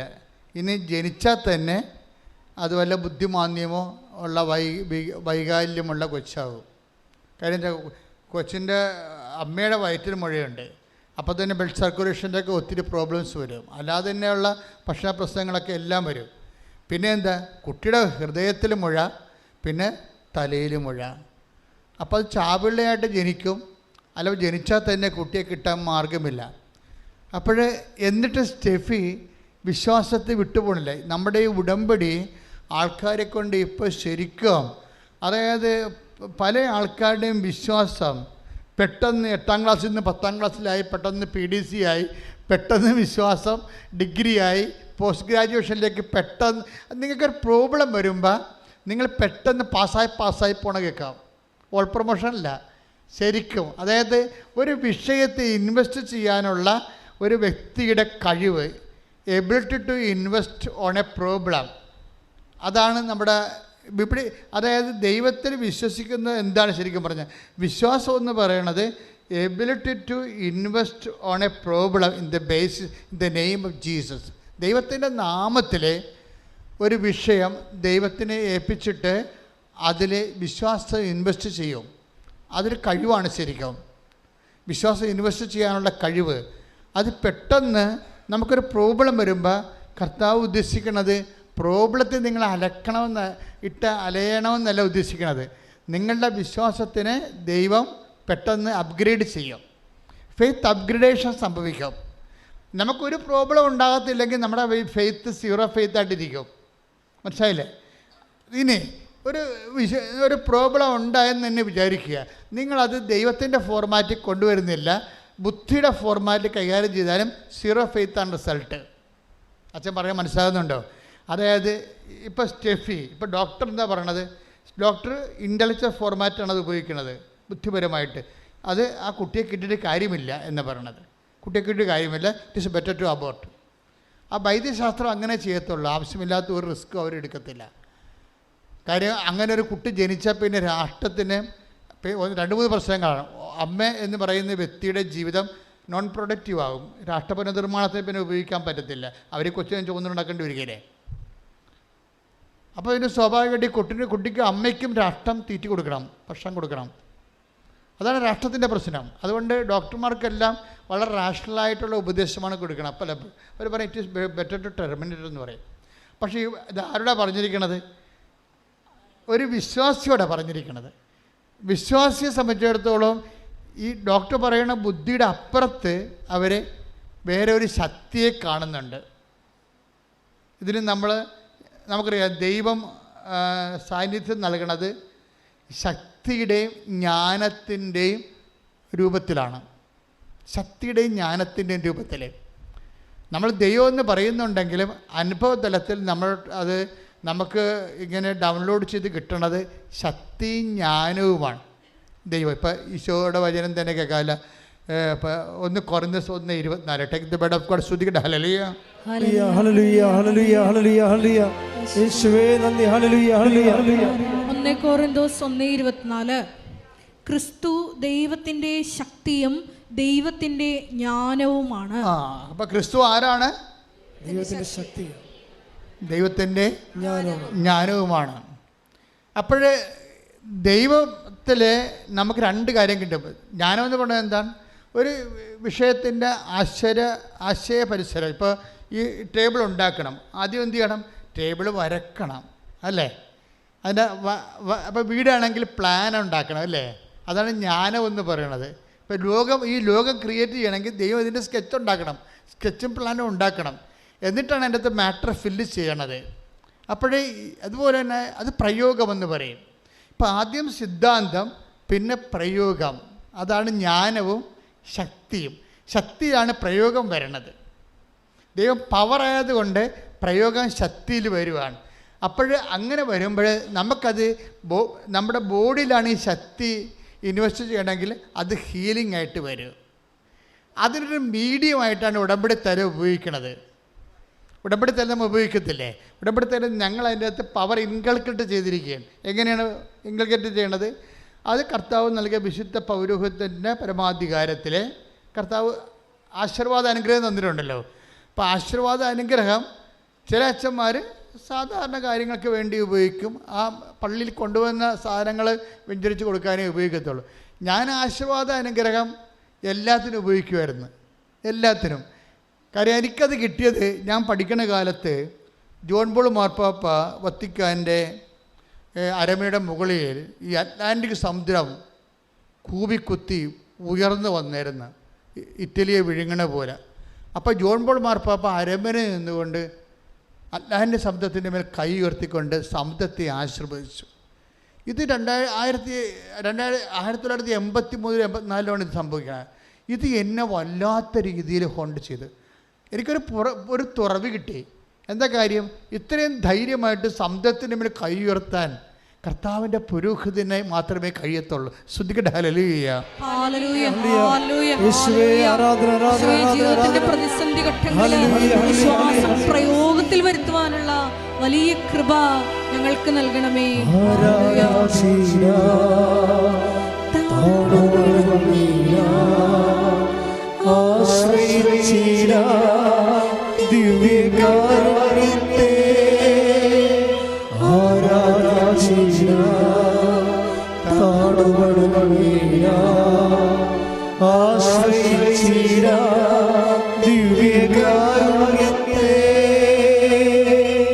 പരിശുദ്ധ പരമദിവ്യകാരുണ്യത്തിന് ആരാധനയും സ്തുതിയും പുകഴ്ചയും ഉണ്ടായിരിക്കട്ടെ. അത് ജോൺ പോൾ മാർപ്പാപ്പയ്ക്ക് ഈശോയിൽ നിന്ന് കിട്ടിയതാണ്. ലോക ചരിത്രത്തിലെ ഈശോ മാത്രമേ സമുദ്രത്തെ ശാസിച്ച് ശാന്തമാക്കിയിട്ടുള്ളത്. ഈ അധികാരമാണ് അപ്പോസ്തലന്മാർക്ക് കൈമാറിയിരിക്കുന്നത്. ചിലരത് ജോൺ പോൾ മാർപ്പാപ്പ പോലുള്ള ആൾക്കാരെ ആ അഭിഷേകത്തിൻ്റെ മുഴുവൻ പൂർണ്ണ തോതിൽ ഉപയോഗിക്കുന്ന ആളാണ്, പൂർണ്ണ തോതിൽ. പിന്നെ ചിലർ ഫങ്ഷനിലായിട്ട് അവർക്ക് അവരുടെ ലിമിറ്റേഷനിലുള്ള വിഷയങ്ങൾക്ക് ഉപയോഗിക്കും. അപ്പോൾ ആശീർവാദം ജനങ്ങളെ ആശീർവദിക്കാൻ, അല്ലാതെ ഓരോരുത്തരെ ആശീർവദിച്ച് പുട്ടടിക്കാൻ വേണ്ടി ദൈവം തന്നെ അതല്ല. ആശീർവാദം ജനങ്ങളെ പൊതു നന്മയ്ക്കാണ്. Take the word of God, പൊതു നന്മ. ശ്രദ്ധിക്കട്ടെ. ഹല്ലേലൂയ, ഹല്ലേലൂയ, ഹല്ലേലൂയ. യേശുവേ നന്ദി. ഹല്ലേലൂയ, ഹല്ലേലൂയ, ഹല്ലേലൂയ. ആരാധന താഴ്വരയില ആശ്രയിച്ചിട ദിവ്യകാരുണ്യത്തെ. 1 കൊരിന്തോസ് 12:7. 1 കൊരിന്തോസ് 12:7. ഓരോരുത്തരിലും ആത്മാവ് വെളിപ്പെടുന്നത് പൊതു നന്മയ്ക്ക് വേണ്ടിയാണ്. അല്ല, ക്രിസ്ത്യാനിക്ക് വേണ്ടി മാത്രമാണെന്നല്ല, മനസ്സിലായില്ലേ? പൊതു നന്മ. അതായത് മനുഷ്യനും മൃഗങ്ങളും പ്രകൃതിയും കടലിലെ ജീവങ്ങളും എല്ലാം ആശീർവദിക്കേണ്ടതാണ്. ഇപ്പോൾ ഒരു പക്ഷിപ്പനി വന്നു, ആ ഒരു പക്ഷികൾ അല്ലെങ്കിൽ കടലിൽ തന്നെ സൂക്ഷ്മജീവികൾ, നമുക്കറിയാമല്ലോ, പ്ലാന്റൻസ് പോലുള്ള സൂക്ഷ്മജീവികളില്ലേ, അത് സമുദ്രം കലങ്ങി അതിന് വിഷാംശം കെമിക്കൽ കൂടിക്കഴിഞ്ഞാൽ ഈ പ്ലാങ്ടൻസ് എല്ലാം മരിച്ചു. സൂക്ഷ്മജീവികളാണ്, ഏകകോശ ജീവികളെ പോലെയുള്ള ആൽഗ പോലുള്ള ടൈപ്പ് സംഭവം സൂക്ഷ്മജീവികൾ നമുക്ക് കടലിൽ കാണാം. നിങ്ങൾക്ക് അതിങ്ങനെ 10,000 കൂടുമ്പോൾ ഒരു പച്ച പത പോലെ ഇങ്ങനെ കടലിൽ കാണും. നമ്മുടെ കടലിലും ഉണ്ടത്, ഞാൻ കണ്ടിട്ടുണ്ടത്. അതായത് അങ്ങനെ ഈ പ്ലാങ്ടൻസ് എങ്ങാനും സമുദ്രത്തിൻ്റെ രാസവ്യത്യാസം വന്ന് അപ്രത്യക്ഷമായാൽ ജീവജാലങ്ങളും നമ്മളും മരിക്കും ഉറപ്പായിട്ട്. അത്രയും ഇൻ്റർകണക്റ്റഡാണ് സംഭവം. പൊതു നന്മയെന്ന് പറയുമ്പോഴേ എവിടം വരെ ചെല്ലുന്നുണ്ടെന്ന് അറിയാമോ? ഈ പ്ലാന്റൻസ് പോലും സമുദ്രം പോലും നന്മയ്ക്ക് വേണ്ടി ആശീർവദിക്കണം. പണ്ട് എനിക്കൊരു പരിപാടി ഉണ്ടായിരുന്നു.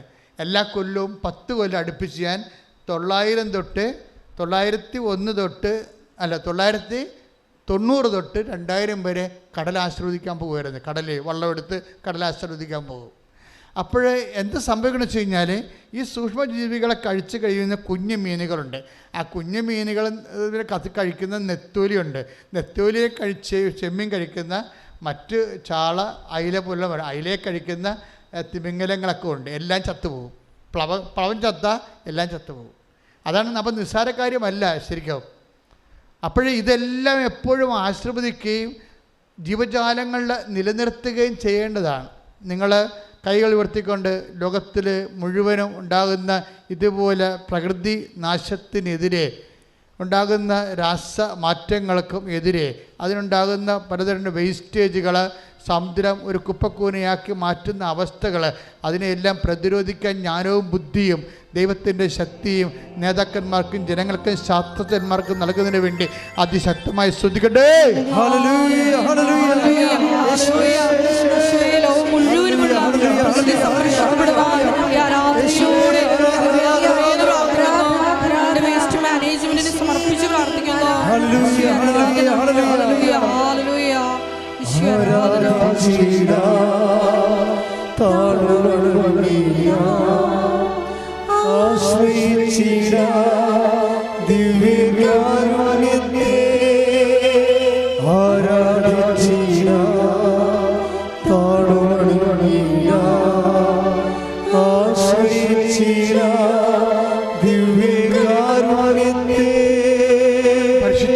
ദിവ്യകാരുണ്യത്തിന് അപ്പൊ ഈ പൊതു നന്മയ്ക്ക് വേണ്ടിയാണ് ദൈവം ആശീർവാദ ശക്തിയും വരപ്രസാദങ്ങളും നൽകിയിരിക്കുന്നത് സഭയ്ക്ക്.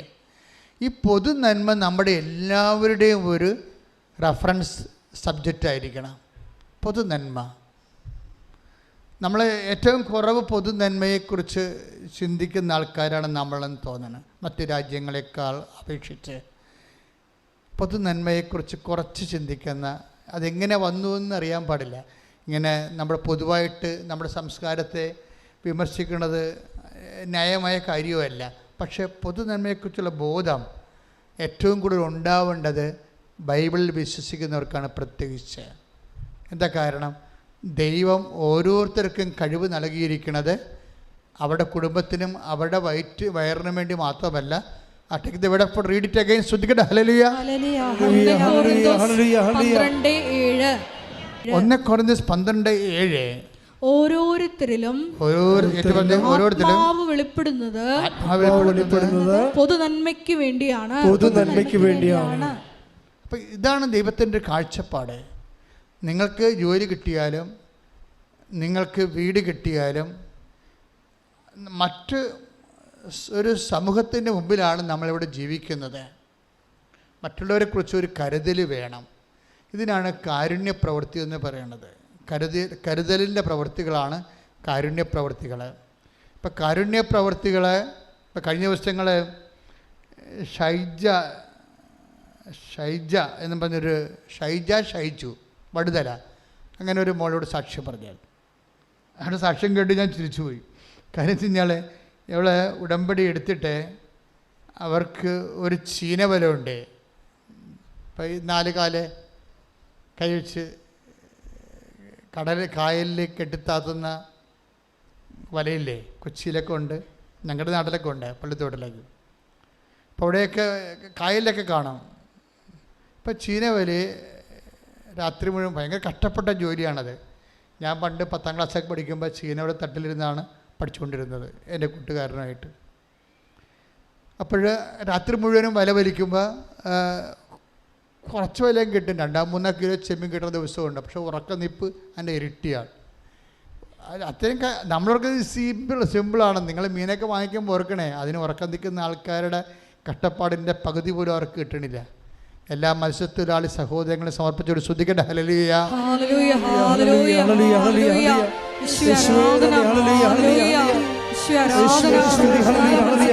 സമർപ്പിച്ചു പ്രാർത്ഥിക്കുന്നു.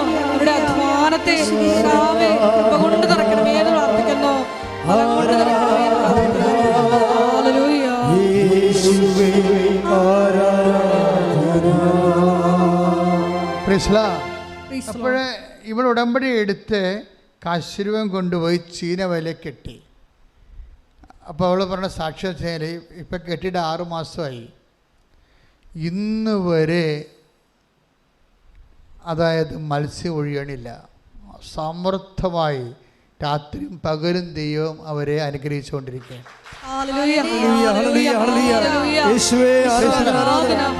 ഇത് ഒരു പ്രയോഗമാണ്. ശൈലജ ഷൈജു ചെയ്തിരിക്കുന്നത്. അവൾ അത് ഞങ്ങളെങ്ങനെയാണ് അത് ചെയ്യണത്? അതായത് യേശു കർത്താവാണെന്ന് അധരം കൊണ്ട് ഏറ്റുപറഞ്ഞു, ദൈവം അവന് മരിച്ചെന്ന് ഉയർപ്പിച്ചെന്ന് ഹൃദയത്തിൽ വിശ്വസിച്ചിട്ടാണ്. ആ വിശ്വാസത്തിലാണ് ദൈവത്തിൻ്റെ പവർ, രക്ഷ. ഇപ്പം രക്ഷ പ്രാപിക്കണം ഞാൻ പറഞ്ഞില്ല നിങ്ങൾ. അതായത് റോമ 10:9 എന്താ പറയണത്? യേശു കർത്താവാണെന്ന് അധരം കൊണ്ട് ഏറ്റുപറയുകയും ദൈവം അവനെ മരിച്ചോടെന്ന് ഉയർപ്പിച്ചെന്ന് ഹൃദയത്തിൽ വിശ്വസിക്കുകയും ചെയ്യുമ്പോൾ രക്ഷ പ്രാപിക്കും. അപ്പൊ രക്ഷ എന്ന് പറയുന്നത് ആരാണ്? അതായത് ശമൂവേൽ പറയുന്നത് എല്ലാ മനുഷ്യർക്കും വേണ്ടി ഒരുക്കിയിരിക്കുന്ന രക്ഷ ഞാനെൻ്റെ കണ്ണുകൊണ്ട് കണ്ടിരിക്കുന്നു. Price the Lord. അതാരാണ്? ഉണ്ണീശോയെ കൈ കൊടുത്തപ്പോഴാണ് ശമൂവേൽ പറയണത് എന്താണിത്? പൊതു നന്മയ്ക്ക് വേണ്ടിയുള്ളതാണെന്ന്. മനസ്സിലായില്ലേ? ഇതുകൊണ്ടാണ് അക്രൈസ്തവരായ സഹോദരങ്ങൾ ഇവിടെ നിന്നുകൊണ്ട് ഇടിവെട്ട് സാക്ഷ്യം പറയുന്നതിൻ്റെ കാരണം ഇതാണ്. എന്താ കാര്യം? ഇത് എല്ലാ മനുഷ്യർക്കും വേണ്ടി ഒരുക്കിയിരിക്കുന്ന എല്ലാ മനുഷ്യർക്കും വേണ്ടി ഒരുക്കിയിരിക്കുന്ന രക്ഷ എൻ്റെ കണ്ണുകൊണ്ട് കണ്ടിരിക്കുന്ന. ശമൂവേൽ കണ്ടത് ആരെയാണ്? ആരെ കണ്ടത്?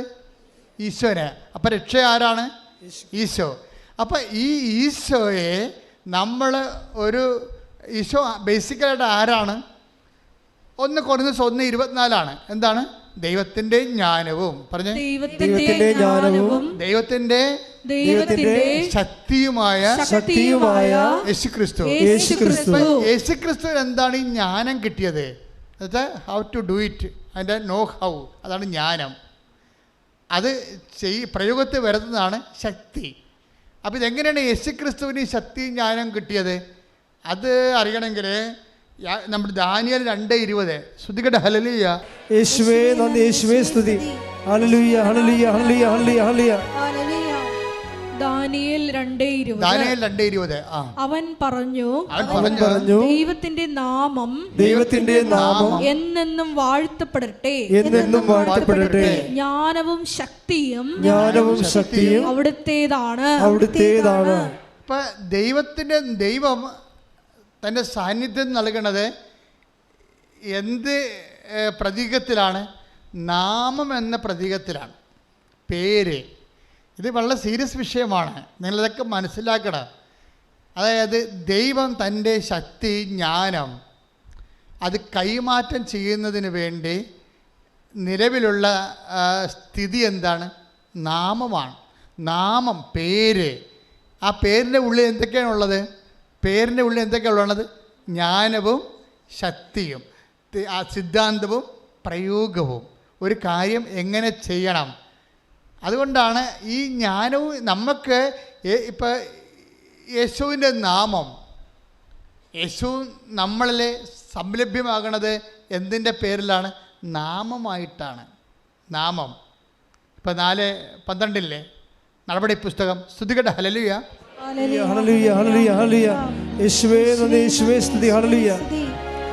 അപ്പോസ്തലപ്രവർത്തനങ്ങൾ 4:12 ആകാശത്തിന് കീഴേ മനുഷ്യരുടെ ഇടയിൽ നമുക്ക് രക്ഷയ്ക്ക് വേണ്ടി മറ്റൊരു നാമവും നൽകപ്പെട്ടിട്ടില്ല. അപ്പൊ കർത്താവായ ക്രിസ്തുവിന്റെ നാമം ഒഴികെ മനുഷ്യന്റെ പാപങ്ങൾ മോചിച്ചുകൊണ്ട് നിത്യരക്ഷ പ്രാപിക്കാൻ വേണ്ടി there is no other name is given. the name, അതായത് വേറെ നാമവും നൽകപ്പെട്ടിട്ടില്ല. പിന്നെ എന്താണ്? ക്രിസ്തുവിൻ്റെ നാമം. ഈ ക്രിസ്തുവിൻ്റെ നാമത്തെയാണ് നമ്മൾ എന്തു ചെയ്യും? ഗ്ലോറിഫൈ ചെയ്യും. ഇതിൻ്റെ ടെക്നിക്കാലിറ്റി മനസ്സിലാക്കണം നമ്മൾ. ക്രിസ്തുവിൻ്റെ നാമത്തെ അത് അതിൽ നിന്ന് പവർ അടിക്കാൻ, ആ നാമത്തിൽ നിന്ന് ജ്ഞാനം നമുക്ക് ലഭിക്കാൻ 2 കാര്യമാണ് ദൈവത്തിൻ്റെ നാമത്തിൽ നമുക്ക് ലഭിക്കുന്നത്. ഒന്ന് പവർ, ശക്തി. രണ്ടാമത്തെ എന്താണ്? ജ്ഞാനം, ഹൗ ടു ഡു ഇറ്റ്. അതിൻ്റെ നോ ഹൗ, ജ്ഞാനസൂത്രം ഉണ്ടാ, അതെങ്ങനെയാണ് ചെയ്യേണ്ടത്, എന്ത് ചെയ്യണം, ഇങ്ങനെയുള്ള കാര്യങ്ങൾ നമുക്ക് ഡൗൺലോഡ് ചെയ്ത് കിട്ടണത് ഈ നാമത്തിൽ നിന്നാണ്. അപ്പോൾ നാമത്തെ നമ്മൾ എന്താ ചെയ്യണത്? സാധാരണ നാമത്തെ എന്താ ചെയ്യണത്? ദൈവം ശക്തിയിലും ജ്ഞാനത്തിൽ സ്ഥിതി ചെയ്യുന്നത് അവൻ്റെ നാമത്തിലാണ്. അപ്പോൾ നാമത്തെ നമ്മൾക്ക് എന്താ ചെയ്യാൻ പറ്റുന്നത്? ഈശോ എന്താ പറഞ്ഞത്? പിതാവേ, അങ്ങയുടെ നാമത്തെ മഹത്വപ്പെടുത്തണമേ. Take the word of God. സ്തുതിക്കട്ടെ. ഹല്ലേലൂയ, ഹല്ലേലൂയ, ഹല്ലേലൂയ, ഹല്ലേലൂയ. യേശുവേ നന്ദി. ഹല്ലേലൂയ, ഹല്ലേലൂയ, ഹല്ലേലൂയ, ഹല്ലേലൂയ, ഹല്ലേലൂയ. ആരാധന, ആരാധന. യോഹന്നാൻ 17:1. യോഹന്നാൻ 17:1. പുത്രൻ അവിടുത്തെ മഹത്വപ്പെടുത്തേണ്ടതിന്, പറഞ്ഞ പുത്രൻ അവിടുത്തെ മഹത്വപ്പെടുത്തേണ്ടതിന്, പുത്രൻ അവിടുത്തെ മഹത്വപ്പെടുത്തേണ്ടതിന് പുത്രനെ അങ്ങ് മഹത്വപ്പെടുത്തണമേ, പുത്രനെ അങ്ങ് മഹത്വപ്പെടുത്തണമേ. Praise the lord. യോഹന്നാൻ 12 എടുത്ത് സ്തുതിക്കട്ടെ. ഹല്ലേലൂയ, യേശുവേ നന്ദി, യേശുവേ സ്തുതി. ഹല്ലേലൂയ, ഹല്ലേലൂയ, ഹല്ലേലൂയ, ഹല്ലേലൂയ, ഹല്ലേലൂയ, ഹല്ലേലൂയ. യേശുവേ സ്തുതി. ഹല്ലേലൂയ, ഹല്ലേലൂയ, ആരാധന. ഹല്ലേലൂയ, ഹല്ലേലൂയ. യേശുവേ നന്ദി, ആരാധന, ആരാധന.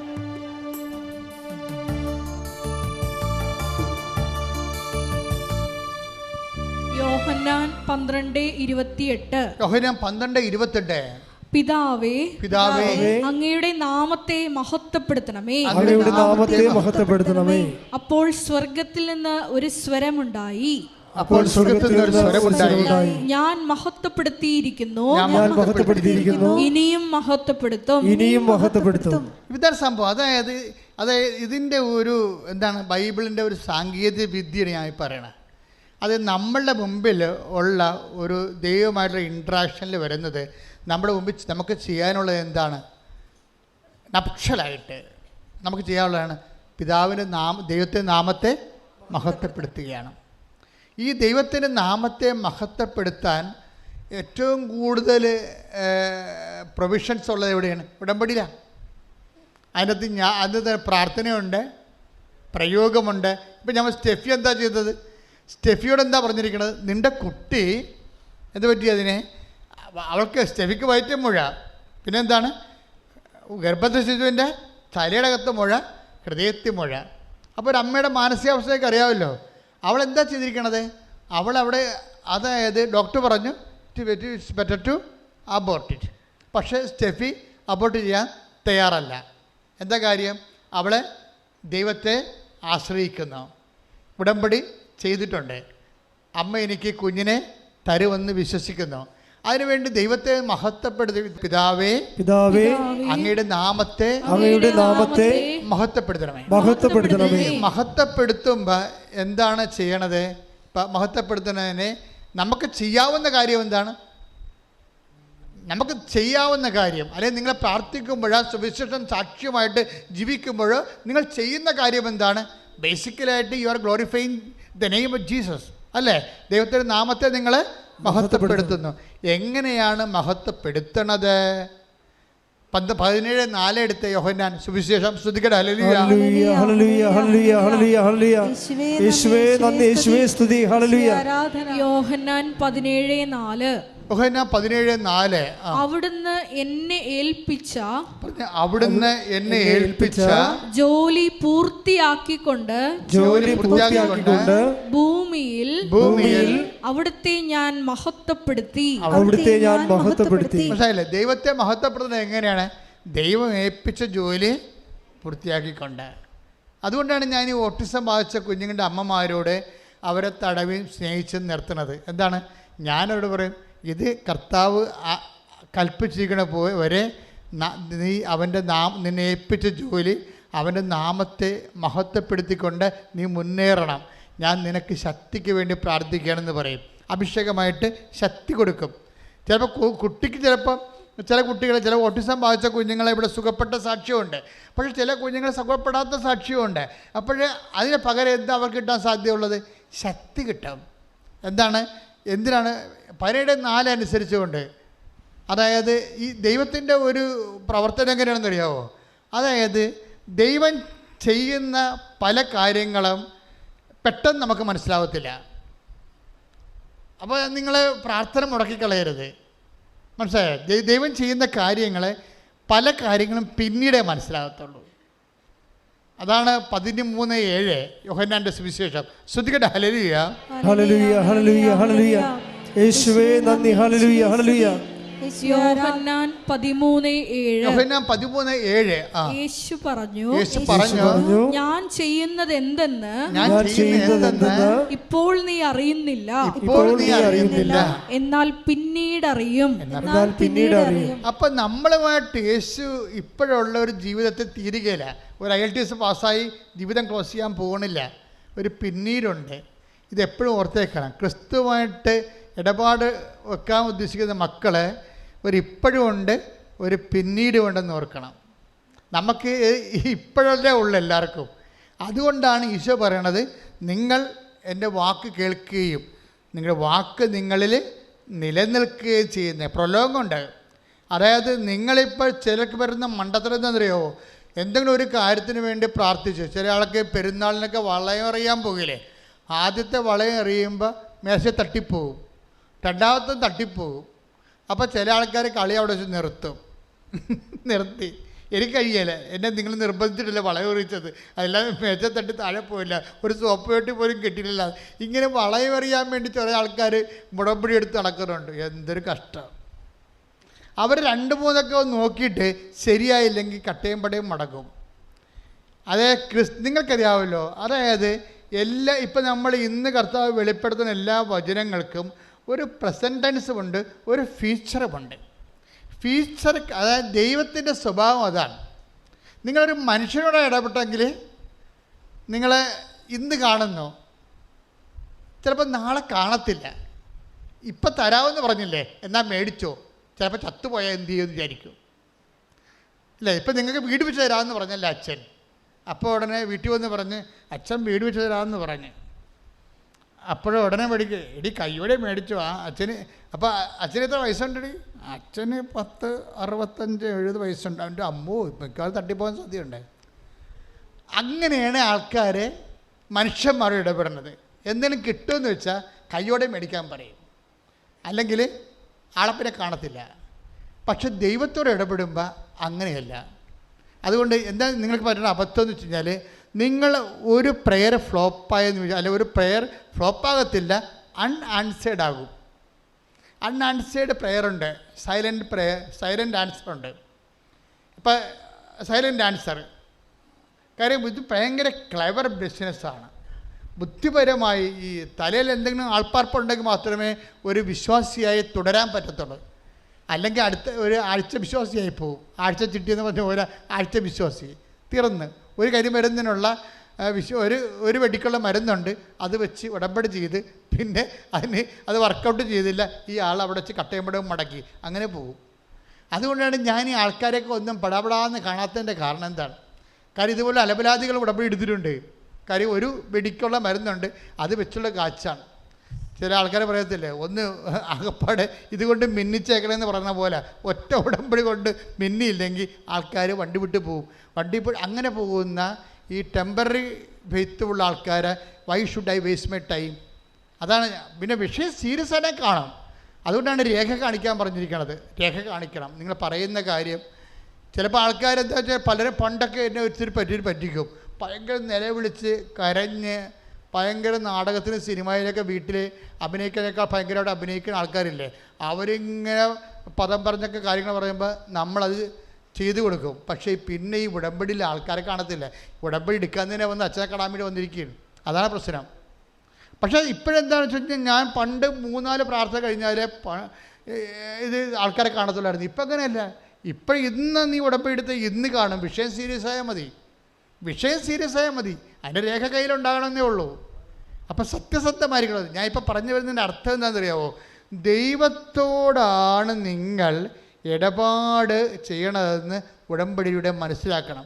അതുകൊണ്ട് ഇൻ കേസ് എവിടെയെങ്കിലും ഒരു ഫ്ലോപ്പ് ഉണ്ടായാൽ, ഞാൻ അതുകൊണ്ടാണ് സ്റ്റുഡൻസിനോട് പറയേണ്ടത്, മക്കളെ നിങ്ങൾ ഇതിൻ്റെ അകത്ത് പകുതി ആൾക്കാർ ചിലപ്പോൾ തോക്കാൻ സാധ്യതയുണ്ട്. മുഖത്ത് നോക്കി പറയും, അവർ തോക്കത്തില്ലേ? അതല്ല, ഞാൻ 1-2 പേർ തോറ്റാൽ അവർ പൊട്ടന്മാരാകരുത്. കാര്യം കർത്താവിനൊരു പരിപാടി എന്ന് വെച്ച് കഴിഞ്ഞാൽ ഈ അയ്യോപാപി വിശ്വാസികളുണ്ടല്ലോ, അയ്യോപാപി വെച്ചാൽ അന്നു വേണ്ട ആഹാരത്തിന് വേണ്ടി മാത്രം ദൈവത്തിനെ സമീപിക്കുന്ന ആൾക്കാർ, അവർ വീണു പോകാതിരിക്കാൻ വേണ്ടി ഞാൻ അവർക്ക് ഒരു മുന്നറിവ് കൊടുക്കുന്നതാണ്. ഇൻ കേസ് നിങ്ങളുടെ ഒരു ബ്ലഫ്നെസ് കൊണ്ട്, ബ്ലണ്ടർ കൊണ്ട് നിങ്ങൾക്ക് തോൽവി സംഭവിച്ചാലും നിങ്ങൾ ദൈവത്തെ വിശ്വാസത്തിലെടുക്കണം. നിങ്ങൾ അതിൻ്റെ പേരിൽ പ്രാർത്ഥന മുടക്കുകയോ പരിത്യാഗം മുടക്കുകയോ കാരുണ്യപ്രവൃത്തി മുടക്കുകയോ ഒന്നും ചെയ്യരുത്. കാര്യം എന്താണെന്ന് വെച്ച് കഴിഞ്ഞാൽ നിങ്ങൾക്ക് കിട്ടിയ അനുഗ്രഹം കിട്ടിയില്ല എന്ന് പറഞ്ഞുകൊണ്ട് നിങ്ങൾ കാരുണ്യപ്രവൃത്തി മുടക്കുകയോ വല്ലതും ചെയ്തു കഴിഞ്ഞാൽ ചിലപ്പോൾ കാരുണ്യപ്രവൃത്തി മുടക്കണ ഒരു ഊണിൻ്റെ കാശ് ചിലപ്പോൾ ലാഭമാകാം, പക്ഷേ 1000 ഊണിൻ്റെ കാശ് നഷ്ടപ്പെടാൻ സാധ്യതയുണ്ട്. എന്താ കാര്യം? നിങ്ങൾ ഫ്രോഡാണെന്ന് ബ്രാൻഡഡ് ആവും. അതാ പ്രശ്നം. നിങ്ങളിപ്പോൾ ഒരു അനുഗ്രഹം നിങ്ങൾക്ക് കിട്ടിയില്ല, അനുഗ്രഹം കിട്ടാത്തതിൻ്റെ പേര് നിങ്ങൾ ഉടമ്പടി ഉഴപ്പി കാരുണ്യപ്രവൃത്തി നിർത്തി വെച്ചെന്ന് വിചാരിച്ചോ. അപ്പോൾ നിങ്ങൾക്ക് എത്ര ലാഭം? ഒരു 5 ഊണിൻ്റെ ലാഭം കാരുണ്യപ്രവൃത്തി ചെയ്തില്ല. പക്ഷേ എന്താ പ്രോബ്ലം? ഒരു 50,000 ഊണിൻ്റെ നഷ്ടം വരാൻ പോകുകയാണ്. എന്താ കാര്യം? നിങ്ങൾ ഫ്രോഡാണെന്നുള്ളത്, കാപട്യം കൊണ്ട് നടക്കുകയാണ് വയറ്റിപ്പഴപ്പിനെന്നുള്ളത് ദൈവത്തിന് പിടികിട്ടി. എന്താ കാര്യം? ഈ സംഭവം നടന്നില്ലെങ്കിൽ പിന്നെ നീ വിശ്വാസത്തിൽ നിലനിൽക്കത്തില്ല. അപ്പോൾ നിങ്ങൾ പിടികൊടുത്തില്ലേ? പിടികൊടുത്തു കഴിഞ്ഞാൽ പിന്നെ നാളെ നീ എന്തെല്ലാം പ്രശ്നങ്ങൾ പറഞ്ഞാലും ദൈവം ഏൽക്കത്തില്ല. കാരണം you are branded as A fraud. നിങ്ങൾ പക്ക ഫ്രോഡായിട്ട് നമ്പേഡ് ഫ്രോഡിൻ്റെ കൂട്ടത്തിൽപ്പെടുത്തി. അതുകൊണ്ട് ഞാൻ പറഞ്ഞത് ഇൻ്റലിജൻ്റാണ്. ഈ വിശ്വാസം വിനിമയം ബുദ്ധിപരമായ നടപടിയാണ്. നാളെ കാര്യം നമുക്ക് പണി വരുന്ന ഒരു തീരുമാനം ഇപ്പോൾ എടുക്കരുത്. ക്ലിയർ അല്ലേ ഞാൻ പറയണത്? ഇത് ശ്രദ്ധിക്കണം. എന്താ വെച്ച് കഴിഞ്ഞാൽ ഇപ്പം തന്നെ അങ്ങനെ ഫ്രോഡായിട്ട് ബ്രാൻഡഡ് ആയില്ലെങ്കിലുള്ള ഗുണം എന്താണെന്ന് അറിയാമോ? സ്റ്റെഫ് കണ്ട ഡോക്ടർ പറഞ്ഞ് അബോർട്ട് ചെയ്ത് കള, നിൻ്റെ വയറ്റ് മുഴയല്ലേ, കൊച്ചിൻ്റെ ചങ്കിൽ മുഴയല്ലേ, കൊച്ചിൻ്റെ തലേ മുഴയല്ലേ, ഈ കൊച്ചിനെ കിട്ടിയിട്ടെന്ത് കാര്യം? അങ്ങനെ ഡോക്ടർ ചോദിച്ചത്. ഇപ്പോൾ ഡോക്ടർ ഇങ്ങനെ ചോദിച്ചാൽ പിന്നെ നമ്മളെന്ത് ചെയ്യും? പക്ഷേ സ്റ്റെഫി പറയും ഈ കൊച്ചിനെ കർത്താവ് എനിക്ക് തരും. അവളെന്താ ചെയ്തിരിക്കേണ്ടത്? അവൾ ഉടമ്പടി തൈലം എടുത്ത് വയറ്റേ പുരട്ടും. മരുന്നവിടെ തോറ്റില്ലേ? ഉടമ്പടി തൈലം എടുത്ത് വയറ്റേ പുരട്ടും. വയറ്റ് എല്ലാ ദിവസവും പുരട്ടും. ഉടമ്പടി തൈലം തീരുമ്പോൾ വന്ന് ഉടമ്പടി പുതുക്കിയിട്ട് വാങ്ങിച്ചുകൊണ്ട് പോയിട്ട് വിശ്വാസ പ്രമാണം ചൊല്ലി എല്ലാ ദിവസവും വയറ്റേ പുരട്ടും. വയറ്റ് ആ 2ാമത്തെ മാസം തൊട്ട് 10ാമത്തെ മാസം വരെ ഉടമ്പടി തൈലം വയറ്റേ പുരട്ടുകയാണ്. എത്ര കുപ്പി ഉടമ്പടി തൈലമുള്ള പുരട്ടി കാണാം. എന്നിട്ട് എന്താണ് അമ്മ ചെയ്തിരിക്കണത്? അമ്മ ഒരു ഓപ്പറേഷൻ ഇല്ലാതെ ഈസിയായിട്ട് കുഞ്ഞിനെ പ്രസവിച്ച് കൊടുക്കും. Price the Lord. Price the Lord. ഒരു മുഴയുമില്ല. അവളുടെ മുഴയും പോയി, കുഞ്ഞിൻ്റെ ചങ്കിലെ മുഴ പോയി, കുഞ്ഞിൻ്റെ തലയിലെ മുഴ പോയി, ഒരു മുഴയുമില്ല. നല്ല ഫ്രഷ് ആയിട്ടുള്ള കുട്ടി. Price the Lord. Hallelujah, hallelujah. അതാണ് പക്ഷേ സ്റ്റെഫിയുടെ ഗുണം എന്താണെന്ന് വെച്ച് കഴിഞ്ഞാൽ സ്റ്റെഫി ഒരു ഫ്രോഡായിരുന്നെങ്കിലേ ഈ വിജയിക്കത്തില്ല. കാര്യം എന്താണ്? സ്റ്റെഫിയുടെ ഹിസ്റ്ററി ഉണ്ട്. നമുക്കെല്ലാവർക്കും ഹിസ്റ്ററി ഉണ്ടല്ലോ. ഇപ്പം നിങ്ങൾ ഗൈനക്കോളജിസ്റ്റ് അടുത്ത് പോയി കഴിഞ്ഞാൽ ഇപ്പം പ്രഗ്നൻ്റ് ആയിട്ട് ആയിരിക്കണ കാലത്ത് നമ്മൾ ഡോക്ടറെ കാണാൻ പോയി. ആ ഡോക്ടർ തന്നെ ചിലപ്പോൾ ഗൈനക്കും ആയിരിക്കും, ചിലപ്പോൾ പീഡിയാട്രിസ്റ്റും ആയിരിക്കും. ആ ഡോക്ടറിനെ തന്നെ നമ്മൾ കുഞ്ഞുള്ള കാലത്തെല്ലാം കണ്ട് കുഞ്ഞിന് 6 വയസ്സുള്ളപ്പോൾ നമ്മുടെ എന്തുണ്ടാവും? ഒരു ഡയറി ഉണ്ടാവും അല്ലേ? ഇത്രയും വലിയ ഡയറിയും കൊണ്ടാണ് ചിലർ നടത്തുന്നത്. ആ കുഞ്ഞിന് വേണ്ടി പ്രഗ്നൻ്റ് ആയിരുന്ന ആദ്യത്തെ ആഴ്ച ടെസ്റ്റ് ചെയ്യണത് തൊട്ട് എടുത്ത ഡോക്ടർ പിന്നീട് 6 വയസ്സാകുന്നവരെ എടുത്തിട്ടുള്ള ഗൈനക്കിൽ നിന്ന് പീഡിയാട്രിസ്റ്റിലേക്ക് എത്തുമ്പോൾ നമുക്കൊരു 200 പേജിൻ്റെ നോട്ട് ബുക്ക് ഉണ്ടാവും ആ കൊച്ചിന് ചെയ്ത മരുന്നുകളെല്ലാം കൂടി അല്ലേ? അപ്പോൾ അതുപോലെ തന്നെ അതുപോലെ ഒരു കേസ് ഹിസ്റ്ററി ഉണ്ടാവും ദൈവത്തിൻ്റെ കയ്യിൽ. എന്താ കാര്യം? സ്റ്റെഫിക്ക് കുഴപ്പമില്ല, എല്ലാം ഓക്കെയാണ്. അവൾ ആദ്യം മുതൽ വിശ്വസിച്ചിരുന്നു, ഇപ്പോഴും വിശ്വസിക്കുന്നു. അതിന് ഡോക്ടർ പറഞ്ഞാൽ ഏക്കത്തില്ല. എന്താ കാര്യം? ഞാൻ വിശ്വസിക്കണം എൻ്റെ ദൈവം, ഇനി അതാണ് എനിക്ക് തരാൻ ദൈവം തീരുമാനിച്ചെങ്കിൽ ദൈവത്തിൻ്റെ ഇഷ്ടം പോലെ നടക്കണമെന്ന് പറയും. അതാണ് വിഷയം. ഇനി അങ്ങനെയാണ് ഒരു കുഞ്ഞിനെ എനിക്ക് തരാൻ ദൈവം ഉദ്ദേശിക്കണമെന്നുണ്ടെങ്കിൽ ഞാൻ ദൈവത്തിന് വേണ്ടി അതിനെ വളർത്തും. ഇങ്ങനെയൊക്കെ ഉള്ള ഒരു വിശ്വാസത്തിൻ്റെ ഒരു ഡിഗ്രി സ്റ്റുഡൻ്റാണത്. വിശ്വാസത്തിൻ്റെ പ്രൈമറി സ്കൂളല്ല, ഇത് ഉയർന്ന സ്കൂളാണ്. വിശ്വാസം വളരും തോറും അതിൻ്റെ നിലപാടുകളും നടപടിക്രമങ്ങളൊക്കെ വളരും. ഇതിങ്ങനെ വന്നിട്ട് നമുക്കറിയാമല്ലോ, ഇവരെല്ലാം ഉടമ്പടി ഒരു ജീവിതക്രമമായിട്ട് ദൈവത്തെ ജീവിക്കുന്ന ഒരു വ്യക്തിയായിട്ട് അവർ അനുഭവിച്ച് ദൈവത്തിൻ്റെ കൂടെ സഞ്ചരിക്കാൻ ശ്രുതിക്കട്ടെ. ഹല്ലേലൂയ, ഹല്ലേലൂയ. യേശുവേ നന്ദി. ആരാധന. ഹല്ലേലൂയ, ഹല്ലേലൂയ. ഹല്ലേലൂയ, ഹല്ലേലൂയ, ഹല്ലേലൂയ, പ്രയോഗത്തിൽ വരുത്തുവാനുള്ള വലിയ കൃപ ഈ ആരാധനയിലൂടെ ഞങ്ങൾക്ക് ഓരോരുത്തർക്കും നൽകണമേ. പ്രതിസന്ധി ഘട്ടങ്ങളിൽ വിശ്വാസം പ്രഖ്യാപിക്കുവാൻ ഞങ്ങളെ അഭിഷേകം ചെയ്യണമേ. ഹല്ലേലൂയ.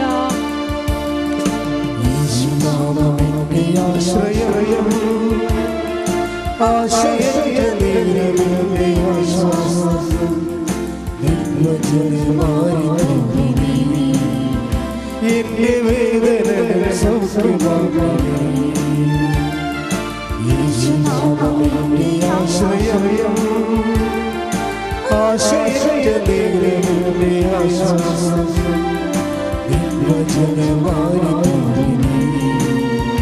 എന്റെ വേദന സൗഖ്യമാകണമേ.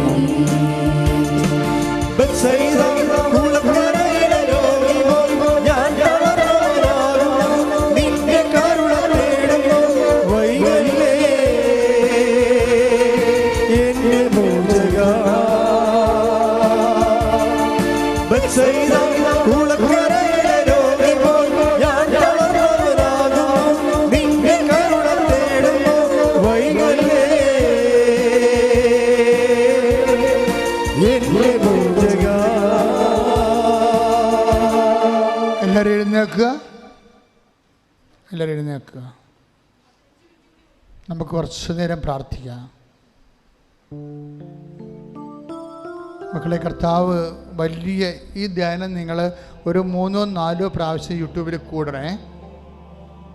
കാര്യം നമ്മൾ ഒരിക്കലും വെളിപ്പെടുത്താത്ത ദൈവിക രഹസ്യങ്ങൾ ഇതിലുണ്ട്. ആ വചനങ്ങളെല്ലാം നിങ്ങൾ ഓർത്തോർത്ത് നോക്കണം, കേട്ടിട്ട് ബോധപൂർവം പഠിക്കണം.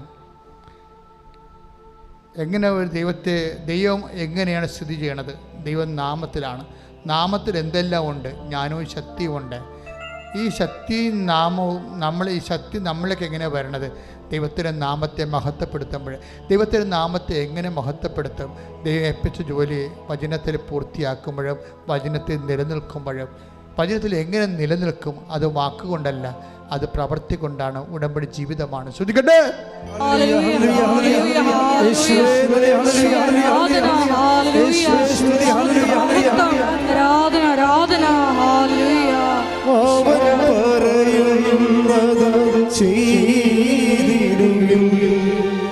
ജീവിതം ധന്യമായി തീർന്നിടും. അവൻ പറയുന്നത് ചെയ്തിടുകിൽ ജീവിതം ധന്യമായി തീർന്നിടും. നമ്മളിപ്പോഴേ നമ്മുടെ ജീവിത അവസ്ഥകൾ ഇപ്പോൾ കർത്താവ് കാണിച്ചു തരുന്നത് സ്വകാര്യ ഭാഗം ക്യാൻസർ വന്നിരിക്കുന്ന വ്യക്തിയെ കാണിച്ചിരിക്കുകയാണ്.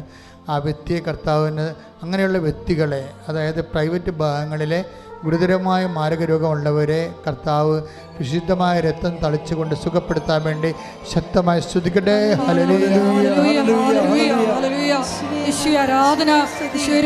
എൻ്റെ കർത്താവിൻ്റെ ഉന്നതമായ നാമത്തിൽ, സഭയുടെ അധികാരത്തിൽ, കുരിശിൻ്റെ അടയാളത്തിൽ, ദൈവത്തിൻ്റെ ശക്തിയാൽ സ്വകാര്യ ഭാഗങ്ങളിലുള്ള ക്യാൻസർ രോഗങ്ങളും മാരക രോഗങ്ങളും കർത്താവിൻ്റെ വിശുദ്ധമായ രക്തത്താൽ കഴുകിക്കൊണ്ട് ഈശോ പൂർണ്ണമായി അമ്മയുടെ മാധ്യസ്ഥത്തിൽ സൗഖ്യപ്പെടുത്തട്ടെ. ശ്രദ്ധിക്കട്ടെ.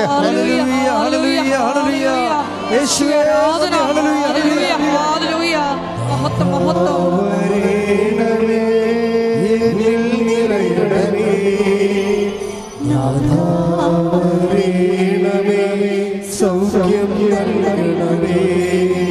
ഒരുമിച്ച്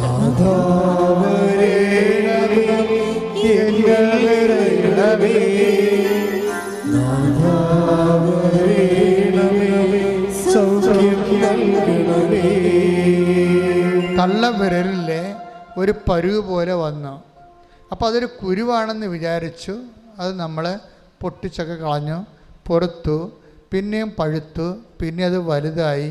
ഇപ്പം തള്ളവിരലിൻ്റെ കുറേ ഭാഗങ്ങൾ തന്നെ അത്രയും പഴുത്തിരിക്കുകയാണ്. അത് കുരുവല്ല, ഒരു ഗുരുതരമായ രോഗമാണ്. കർത്താവ് വ്യക്തിയെ സുഖപ്പെടുത്തിക്കൊണ്ടിരിക്കുന്ന രോഗസൗഖ്യത്തിന് നന്ദി പറയുന്നു.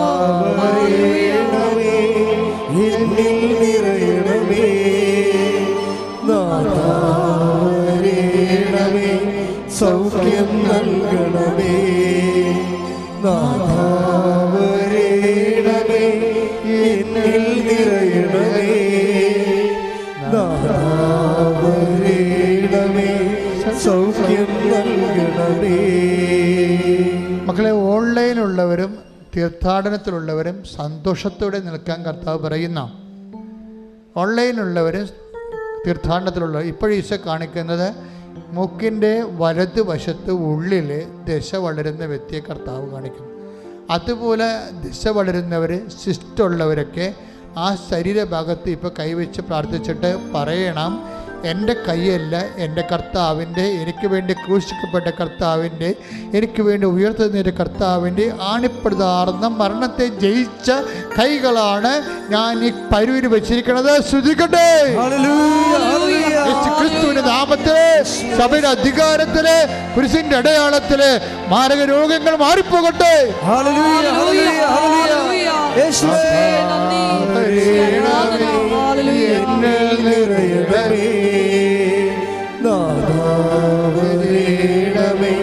സൗഖ്യം നൽകണമേ, സ്നേഹത്തോടെ സന്തോഷത്തോടെ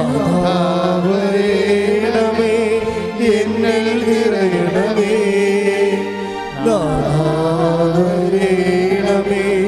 സൗഖ്യം നൽകണമേ. അടുത്ത വരി പാടിക്കൊള്ളുക. ശ്രുതിക്കട്ടെ, ഹല്ലേലൂയ. സ്നേഹമേ, ഓ ദിവ്യകാരുണ്യമേ, ഓ ദിവ്യമാ സ്നേഹമേ, ഓ ദിവ്യമാ സ്നേഹമേ, ഓ ദിവ്യകാരുണ്യമേ, തിരുവത്താഴ മേശയിലെ സമ്മാനമേ, തിരുവത്താഴ മേശയിലെ സമ്മാനമേ, ഓ ദിവ്യമാ സ്നേഹമേ, ഓ ദിവ്യകാരുണ്യമേ. കർത്താവ് കാണിക്കുന്ന ഇപ്പോഴുള്ള ദർശനമുള്ള സമയത്തുള്ള രോഗങ്ങളിൽ നമ്മൾ ആദ്യം പ്രാർത്ഥിക്കണത്. ദർശനം തീരുമ്പോൾ നമ്മൾ പൊതുവായിട്ട് പ്രാർത്ഥിക്കുക. നിങ്ങൾ സന്തോഷത്തോടെ ആയിരിക്കാൻ കർത്താവ് ആവശ്യപ്പെടുന്നു. ഇപ്പോൾ നമ്മൾ പ്രാർത്ഥിക്കുന്ന 2 രോഗങ്ങളാണ് ഈശോ കാണിക്കുന്നത്. ഒന്ന്, വലത് ബ്രസ്റ്റിൻ്റെ താഴെ കൈവച്ച് പ്രാർത്ഥിക്കാൻ പറയുന്നുണ്ട്. ആ ചിലപ്പോൾ ഹാർട്ടിൻ്റെ അസുഖമുള്ളവരായിരിക്കാം. ആണുങ്ങളാണെങ്കിൽ വലത് നെഞ്ചിൻ്റെ താഴെ കൈവച്ച് പ്രാർത്ഥിക്കണം. അതുപോലെ തന്നെ നമ്മുടെ ഈ സോറിയാസിസ് ഒക്കെ ഉണ്ടായിട്ട് തലയിലെ മുടിയെല്ലാം ഇങ്ങനെ തലയുടെ അകത്ത് ഈ പാടകളെ, മുടിച്ചുവട്ടിലെ തലയുടെ പാടകൾ പൊളിഞ്ഞിങ്ങനെ മലർന്നൊക്കെ ഇരിക്കുന്ന വിസർപ്പ രോഗികളെ കാണിക്കുന്നുണ്ട്. കർത്താവ് അച്ഛനോട് ചേർന്ന് പ്രാർത്ഥിക്കുക. കർത്താവേ, അങ്ങയുടെ വിശുദ്ധ രക്തം, സ്വർഗീയ ഔഷധം വിസർപ്പ രോഗികളുടെ മേൽ ഉച്ചി മുതല് ഉള്ളംകാല് വരെ ദിവ്യ രക്തത്താൽ വിസർപ്പ രോഗികള്, ഹൃദയ രോഗികള് യേശുവിന്റെ നാമത്തില് സൗഖ്യം പ്രാപിക്കട്ടെ, സൗഖ്യം പ്രാപിക്കട്ടെ.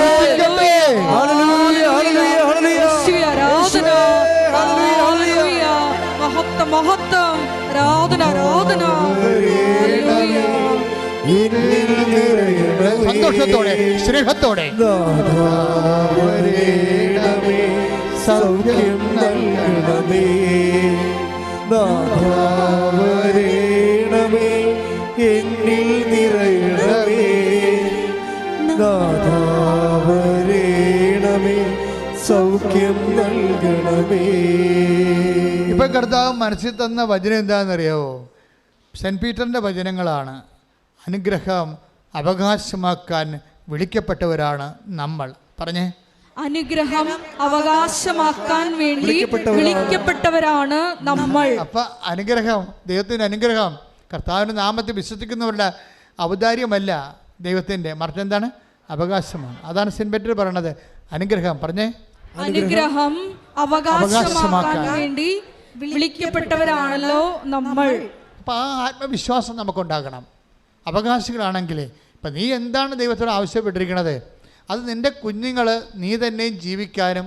ഇപ്പം നിനക്ക് ജീവിത പങ്കാളിയില്ല, അത് നിൻ്റെ ജീവിത പങ്കാളി വഴക്കിട്ട് പോയിരിക്കുന്നു, അത് നിനക്കത് കേസ് കൊടുത്തിരിക്കുന്നു. പക്ഷെ നീ ജീവിത പങ്കാളിക്ക് അവകാശിയാണ്, അവകാശമുള്ളവനാണ്. അതുകൊണ്ട് തന്നെ അത് അനുഗ്രഹമാണ്.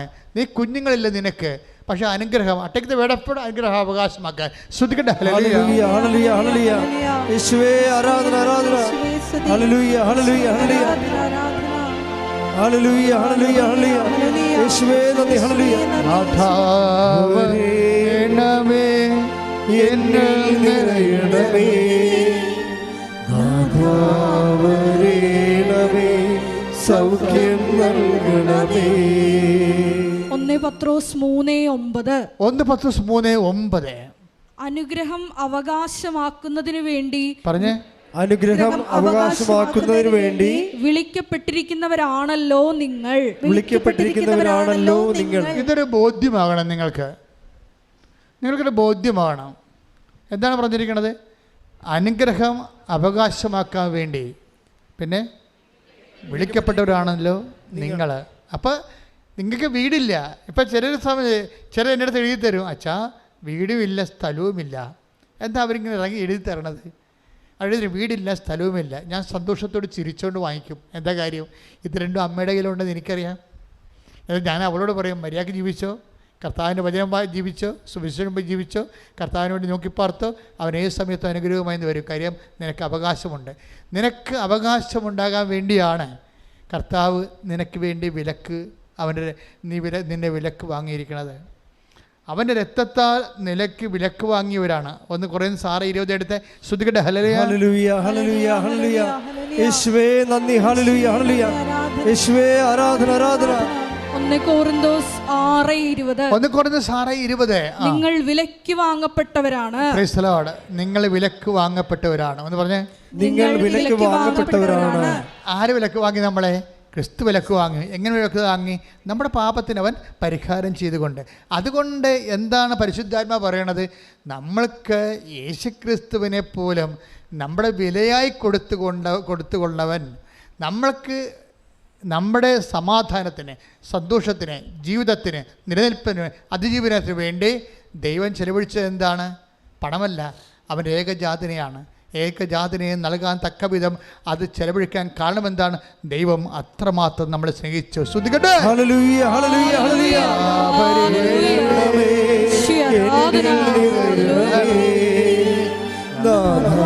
നാഥാവരേണമേ സൗഖ്യം നൽകണമേ, നാഥാവരേണമേ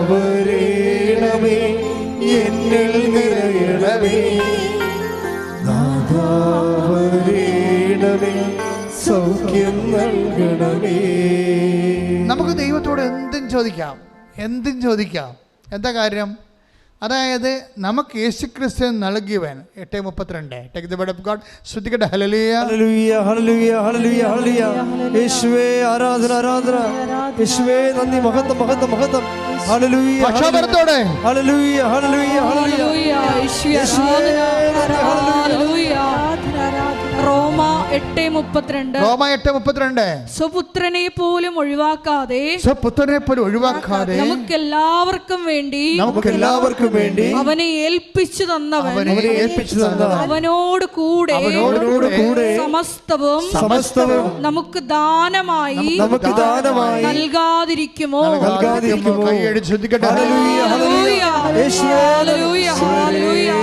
പ്രധാന വചനങ്ങൾക്ക് വെളിപ്പെടുത്തലുകൾക്ക് നന്ദി പറയുന്നു.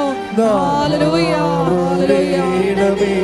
സൗഖ്യം നൽകണമേ, നാഥാവരേണമേ എന്നിൽ നിറയണമേ, നാഥാവരേണമേ സൗഖ്യം നൽകണമേ. പരിശുദ്ധ പരമദിവ്യകാരുണ്യത്തിന് എന്നേരവും ആരാധനയും സ്തുതിയും പുകഴ്ചയും ഉണ്ടായിരിക്കട്ടെ. അതിൻ്റെ അകത്തൊരു സമസ്തവും എന്നുള്ള വാക്കുണ്ട്. അതായത് നമുക്ക് യേശുക്രിസ്തുവിനെ നൽകിയവൻ അവനോടുകൂടെ സമസ്തവും. എന്നുവെച്ചാൽ ഒരു മനുഷ്യൻ ഈഹത്തിലും പരത്തിലുമുള്ള എല്ലാ വിഷയങ്ങളും എന്നതിൻ്റെ അർത്ഥം. അതുകൊണ്ടാണ് നിനക്ക് എന്തും ചോദിക്കാൻ ദൈവത്തോട്. നിൻ്റെ ആത്മീയ നന്മയ്ക്ക് ഉപകരിക്കുന്നത് കൂടി ആയിരിക്കണമെന്നേ ഉള്ളൂ. അല്ല, നിൻ്റെ ആത്മാവ് നഷ്ടപ്പെടുത്തി പോണ കാര്യം ദൈവത്തോട് ചോദിക്കരുത്. നിൻ്റെ ദൈവിക ജീവനെ നിലനിർത്തി പരിപോഷിപ്പിക്കാൻ ഉതകുന്ന എന്തും ദൈവത്തോട് ചോദിക്കാം. അതുകൊണ്ട് തന്നെയാണ് അതിൻ്റെ അകത്ത് ജോലിയും വീടും വിവാഹവും നിത്യജീവൻ വരെയുള്ള എല്ലാ വിഷയങ്ങളും ഉൾപ്പെടുന്നത്. ധൈര്യമായിട്ട് അത് നിൻ്റെ അവകാശമാണെന്ന ബോധത്തിൽ ചോദിക്കാൻ മക്കൾക്കടുത്ത വിശുദ്ധിയോടെയും സ്നേഹത്തോടെയും ചോദിക്കാം. ശ്രദ്ധിക്കട്ടെ. നാമത്തിൽ കർത്താവേ, അങ്ങയുടെ മക്കൾ കണ്ണുനീരോടെ പ്രാർത്ഥിക്കണം. ഈശോ, അങ്ങയുടെ വിശുദ്ധ പൗരോഹിത്യത്തെ മഹത്വപ്പെടുന്ന കർത്താവേ, സഭയിലുള്ള സാന്നിധ്യം പ്രകടമാക്കുന്ന കർത്താവേ, മാർഗരോഗങ്ങൾ, തീരാവേദികൾ, ജീവിത ദുരിതങ്ങൾ, ജോലിയില്ലാത്ത അവസ്ഥകൾ, വിസ വരാത്ത അവസ്ഥകൾ, കർത്താവ് ഒഫലട്ട് വരാത്ത അവസ്ഥകൾ, പഠിക്കാൻ സീറ്റ് കിട്ടാത്ത അവസ്ഥകൾ, കർത്താവ് പരീക്ഷകൾ ജയിക്കാത്ത അവസ്ഥകൾ, വിവാഹത്തിൽ കർത്താവ് പിരിഞ്ഞ അവസ്ഥകൾ, ജീവിതങ്ങൾ കിട്ടാത്ത അവസ്ഥകൾ, മക്കളില്ലാത്ത അവസ്ഥകൾ, ജോലിയില്ലാത്ത അവസ്ഥകൾ, പ്രമോഷൻ ഇല്ലാത്ത അവസ്ഥകൾ, കർത്താവ് വിശ്വാസമില്ലാത്ത അവസ്ഥകൾ, വിശ്വാസത്തിൽ കുടുംബ പ്രാർത്ഥനയില്ലാത്ത അവസ്ഥകൾ, അങ്ങനെ എന്തെല്ലാം കാര്യങ്ങൾക്ക് വേണ്ടി അങ്ങനെ മക്കള് ഇപ്പൊ കണ്ണുനീരോടെ അങ്ങയുടെ തിരുസന്നിധി പ്രാർത്ഥിക്കുന്നുവോ ഇട്ടുനാദം പോലെ കർത്താവേ, അങ്ങയുടെ അമ്മയുടെ അഭിഷേക ശക്തി അങ്ങയുടെ മക്കൾ ഇവിടെ ആവശ്യിക്കട്ടെ. മാർഗരോഗങ്ങള്, തീരാവേദികള്, ദുരിതങ്ങള്, തടസ്സങ്ങള് യേശുക്രിസ്തുവിന്റെ ഉന്നതമായ നാമത്തില് മാറിപ്പോകട്ടെ.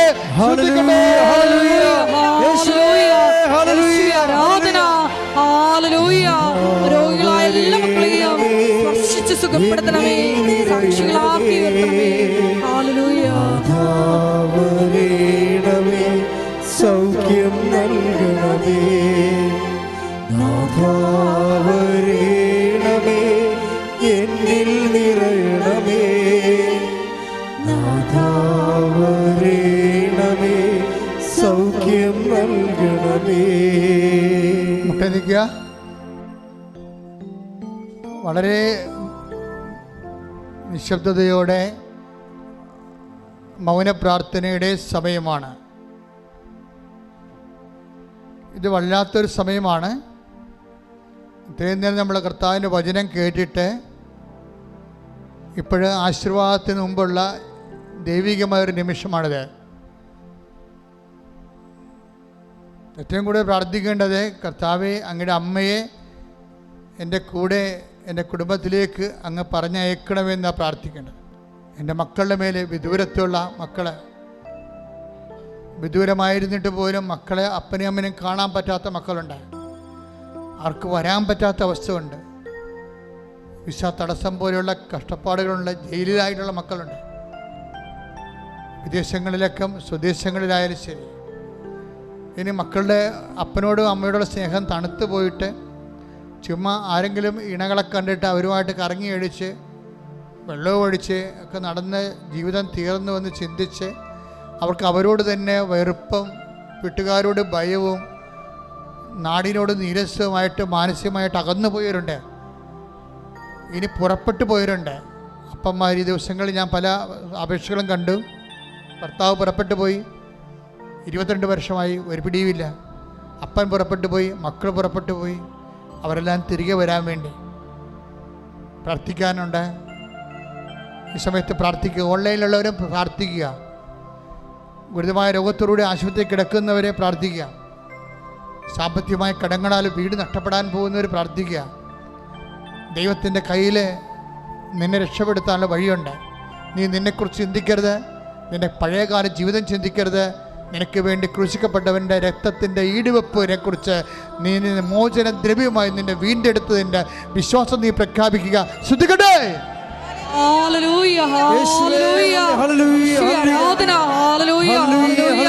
ആരാധനയിൽ വെളിപ്പെട്ട മേഖലകളിലെല്ലാം കർത്താവേ നിന്റെ ശക്തി പ്രകടമാക്കണമേ എന്ന് പ്രാർത്ഥിക്കുന്നു. മക്കളെ സാക്ഷികളാക്കി ഉയർത്തണമേ എന്ന് പ്രാർത്ഥിക്കുന്നു. ഹല്ലേലൂയ, ഹല്ലേലൂയ, ഹല്ലേലൂയ. മഹത്വം, മഹത്വം, ആരാധന, ആരാധന. നിരച്ച് നിരച്ച് പോയിരുന്ന ആമ പെട്ടെന്ന് എന്തോ വന്ന് തട്ടിയതിന് നേരെ മലർത്തിയിട്ട് ഇനി അതിന് പോകാൻ പറ്റത്തില്ല. ഇനി അതിനെ ആരെങ്കിലും എടുത്തുകൊണ്ട് പോകണം. കാര്യം ഇതിൻ്റെ സ്ലോ ആണത്. ഇനി അതിന് വല്ല വെള്ളത്തിലും കൊണ്ടേ വെക്കും. കർത്താവിൻ്റെ വചനമായത് കാരണം ആ ആമയെപ്പോലെ നിരച്ച് വരുന്ന വിഷയം ഇനി എടുത്തുകൊണ്ട് പോകുന്ന പോലെ സ്പീഡായിട്ട് നിൻ്റെ ജീവിതത്തിൽ സംഭവിക്കുന്നുള്ള സൂചനയാണ് എൻ്റെ മനസ്സിൽ കർത്താവ് പറയാൻ വേണ്ടി ആന്തരിക പ്രേരണ ലഭിക്കണത്. ഏറ്റവും സ്ലോ ആയിട്ടുള്ളത്. അതേ രീതിയിൽ പോകാനാണെങ്കിൽ അങ്ങനെ പോകാൻ പറ്റത്തുള്ളൂ. ഇപ്പോൾ ഒരു മുറുക്കാൻ കടയിൽ വിട്ട് 3 കുഞ്ഞുങ്ങളെ പോറ്റാൻ നിനക്ക് ഒരിക്കലും പറ്റത്തില്ല, ആൾ കച്ചവടം ഇല്ലെങ്കിൽ. അപ്പോൾ തീർച്ചയായിട്ടും വരുമാനത്തിൻ്റെ മാർഗം മാറണം. അങ്ങനെ തുച്ഛമായ വരുമാനം കൊണ്ട് ജീവിക്കാൻ പറ്റാത്ത ഒരു അവസ്ഥ ഉണ്ടെങ്കിൽ അവർ ഓൺലൈനായാലും ഇവിടെയായാലും കൈ ഉയർത്തിക്കൊണ്ട് അമ്മയുടെ മധ്യസ്ഥത്തിൽ ഈശോയുടെ സ്തുതിക്കട്ടെ. ഹല്ലേലൂയ, ഹല്ലേലൂയ, ഹല്ലേലൂയ. ആരാധനയിൽ പങ്കെടുത്ത് വരുമാന മാർഗങ്ങളെ ചേഞ്ച് ചെയ്ത് കൊടുക്കണമെന്ന് പ്രാർത്ഥിക്കുന്ന അവിടെ കഴിവ് അത്രേ ഉള്ളതെന്നുണ്ട് കർത്താവെ. അതിനെ അതിലംഘിക്കാനുള്ള പുതിയ മാർഗങ്ങളെ കർത്താവെ അവരെ ചാരുകീറി കൊടുക്കണമെന്ന് പ്രാർത്ഥിക്കുന്ന ദൈവത്തിൻ്റെ കരുണ ആ കുടുംബത്തിൻ്റെ മേലെ, മക്കളുടെ മേലെ കർത്താവെ, ഓരോ മക്കളുടെ മനസ്സുകളെ കർത്താവെ അവരുടെ ജീവിതത്തെ ക്രമീകരിക്കപ്പെടാൻ വേണ്ടി സഹായിക്കാൻ വേണ്ടി മനസ്സൊരുക്കണമെന്ന് പ്രാർത്ഥിക്കുന്ന ശ്രദ്ധിക്കട്ടെ.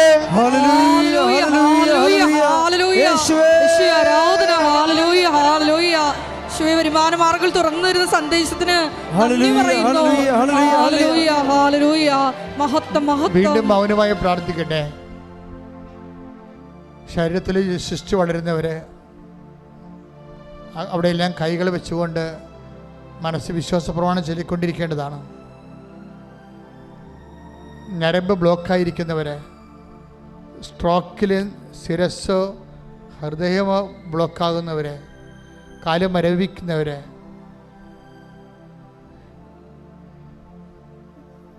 രോഗത്തിൻ്റെ പേടികളുള്ളവരെ നെഞ്ചിൽ കൈവച്ചുകൊണ്ട് പ്രാർത്ഥിക്കട്ടെ.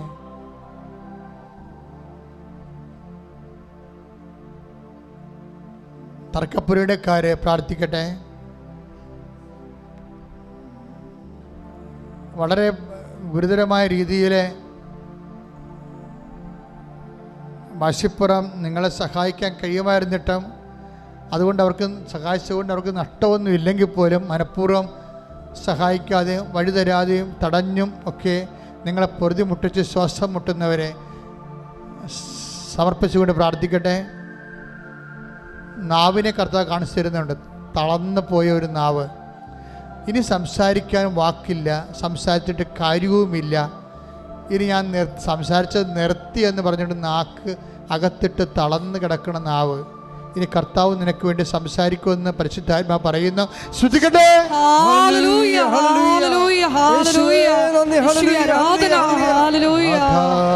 വരേണമേ എന്നിൽ നിറയണമേ, നാഥാവരേണമേ സൗഖ്യം നൽകണമേ, നാഥാവരേണമേ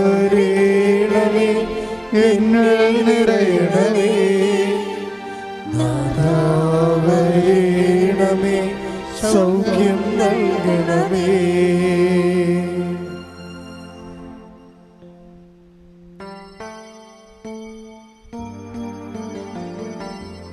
നീതി അനുഭവിക്കുന്നവരെ, ചിലരെ കല്യാണം കഴിഞ്ഞ് ഭർത്താവിനെ കുഞ്ഞുങ്ങളെയും കൊണ്ട് പിരിഞ്ഞ് അവസാനം അവർ ഭർത്താവിന് കേസ് കൊടുക്കാതെ തന്നെ അമ്മയ്ക്കും കുഞ്ഞുങ്ങൾക്കും ചിലവും വാങ്ങിച്ച് ഇവന് ഇപ്പോഴും ജീവിതവുമില്ല, ഇല്ലാത്ത കാശ് ഉണ്ടാക്കി കൊടുക്കുകയും ചെയ്യണം. അതുകൊണ്ട് പ്രത്യേകിച്ച് ഇവൻ്റെ ജീവിതത്തിൽ ചില സ്ത്രീകൾ ഭർത്താക്കന്മാരോട് വല്ലാത്ത അനീതി കാണിക്കുന്നുണ്ട്. എന്താ കാര്യം വെച്ച് കഴിഞ്ഞാൽ അവർ കല്യാണം കഴിച്ച് 2 പെറ്റു, അവരവിടുന്ന് കൊച്ചിനെയും കൊണ്ട് കടന്നു കളഞ്ഞു, പിന്നെ അവർക്കെതിരെ കേസ് കൊടുത്തേക്ക്. ഒരു കാര്യമില്ല, അവർക്കിവിടെ നിന്ന് കൂടി താമസിക്കാൻ കഴിയുകയില്ല, അതാണ് പ്രശ്നം. എന്നാൽ ഇവന് അങ്ങോട്ട് താമസിക്കാൻ പറ്റുമോ? അത് അംഗീകരിക്കത്തുമില്ല. പിന്നെ ഇവനെന്ത് ചെയ്യണം? ഇവൻ വെറുതെ കാശിങ്ങനെ അയച്ചു കൊടുത്തുകൊണ്ടിരിക്കണം. ഏറ്റവും യന്ത്രം പോലെ എല്ലാ മാസവും 10,000 20,000 രൂപ അയക്കണം. അതുകൊണ്ട് ഇവന് എന്താ പ്രയോജനം? ഒരു പ്രയോജനമില്ല. ഇത് അനീതിയാണ്. അതുകൊണ്ട് അങ്ങനെ അനീതി ആരെങ്കിലും കാണിച്ചിട്ടുണ്ടെങ്കിൽ നിങ്ങൾ അടിച്ചു മാറ്റിയ കുഞ്ഞുങ്ങളെ കൊണ്ട് തന്നെ നിങ്ങൾ കർത്താവിൻ്റെ ശാപത്തിന് നിങ്ങൾക്ക് തന്നെ അനുഭവിക്കാൻ യോഗ്യതയില്ലാത്ത അവസ്ഥാനം വരും. ഇപ്പോൾ നിങ്ങൾ ജയിച്ചതായിട്ട് കാണപ്പെടുന്ന ഭാര്യയായാലും ഭർത്താവായാലും ഇപ്പം ജയിച്ചതായിട്ടൊക്കെ തോന്നുന്നുണ്ട്, നിങ്ങൾ ജയിച്ചിട്ടില്ല എന്നാണ് ഈശോ പറയണത്. 15 കൊല്ലം മാത്രമേ നിങ്ങളുടെ ഈ ഇപ്പം കാണുന്ന ഈ ക്ഷുദ്രമായ വിജയം നിലനിൽക്കത്തുള്ളൂ. ദൈവനീതി നടത്തുമ്പോൾ നിങ്ങൾ താങ്ങത്തില്ല. അതുകൊണ്ട് അനുരഞ്ജനപ്പെടുകയാണ് നിങ്ങളുടെ മുമ്പിലുള്ള ആകപ്പടെ പോകുമ്പഴി. അങ്ങനെയുള്ള മക്കൾക്ക് വേണ്ടി ആരും മാതാപിതാക്കന്മാർ കൂട്ടു നിൽക്കരുത്. തെറ്റ് പറഞ്ഞു കൊടുക്കണം. അല്ലാതെ അവരാണ് വരുമാനമുള്ളത്, അവൻ്റെ തെറ്റ് പറഞ്ഞാൽ എനിക്ക് ഭക്ഷണം കിട്ടത്തില്ലെന്ന് വിചാരിച്ചുകൊണ്ട് അവരെന്തെങ്കിലും ചെയ്യട്ടെ, എനിക്ക് ഭക്ഷണം കിട്ടിയാൽ മതി എന്നും പറഞ്ഞുകൊണ്ട് ഇരിക്കുമ്പോൾ നിങ്ങൾ ദൈവത്തിൻ്റെ ആൾക്കാരല്ല, മക്കളുടെ ആൾക്കാരാണ്. അപ്പം നിത്യതയിൽ നിങ്ങൾ ദൈവത്തെ തള്ളിപ്പറഞ്ഞതിൻ്റെ ബലമണങ്ങൊക്കെ ഉള്ളത്. ഇങ്ങനെയുള്ള പ്രലോഭനങ്ങൾ ചെന്ന് ചാടാതിരിക്കാൻ വേണ്ടി പ്രാർത്ഥിക്കാനാണ് ഞങ്ങളെ പ്രലോഭനങ്ങൾ ഉൾപ്പെടുത്തരുത് എന്ന് ഈശോ പഠിപ്പിച്ചത്. അറിഞ്ഞുകൊണ്ട് വേണം ഈ വിഷയത്തിലൊക്കെ ഇടപെടാൻ. മൗനമായി പ്രാർത്ഥിക്കട്ടെ. സമാപനാശീർവാദത്തിന് സമയമായി. മൗനമായി പ്രാർത്ഥിക്കട്ടെ.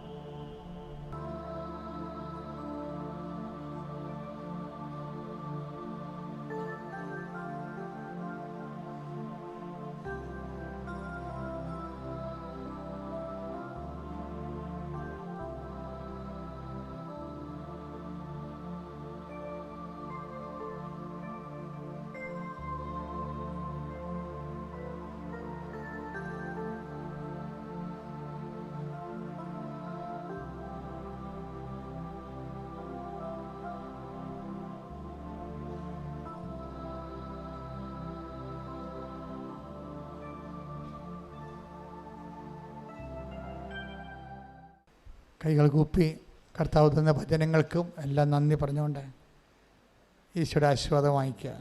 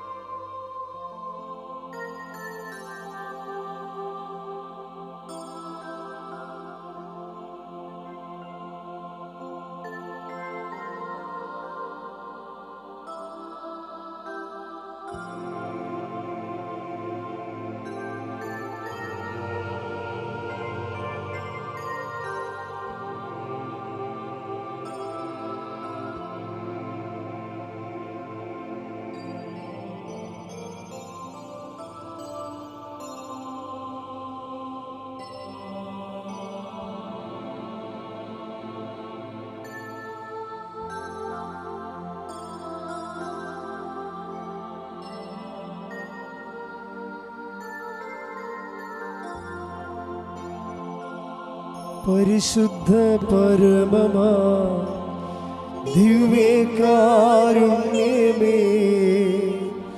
എന്നുമെന്നും അങ്ങേയ്ക്കാരാധന. പരിശുദ്ധ പരമമാ ദിവ്യകാരുണ്യമേ, എന്നുമെന്നും അങ്ങേയ്ക്കാരാധന. പരിശുദ്ധ പരമമാ ദിവ്യകാരുണ്യമേ, എന്നുമെന്നും അങ്ങേയ്ക്കാരാധന.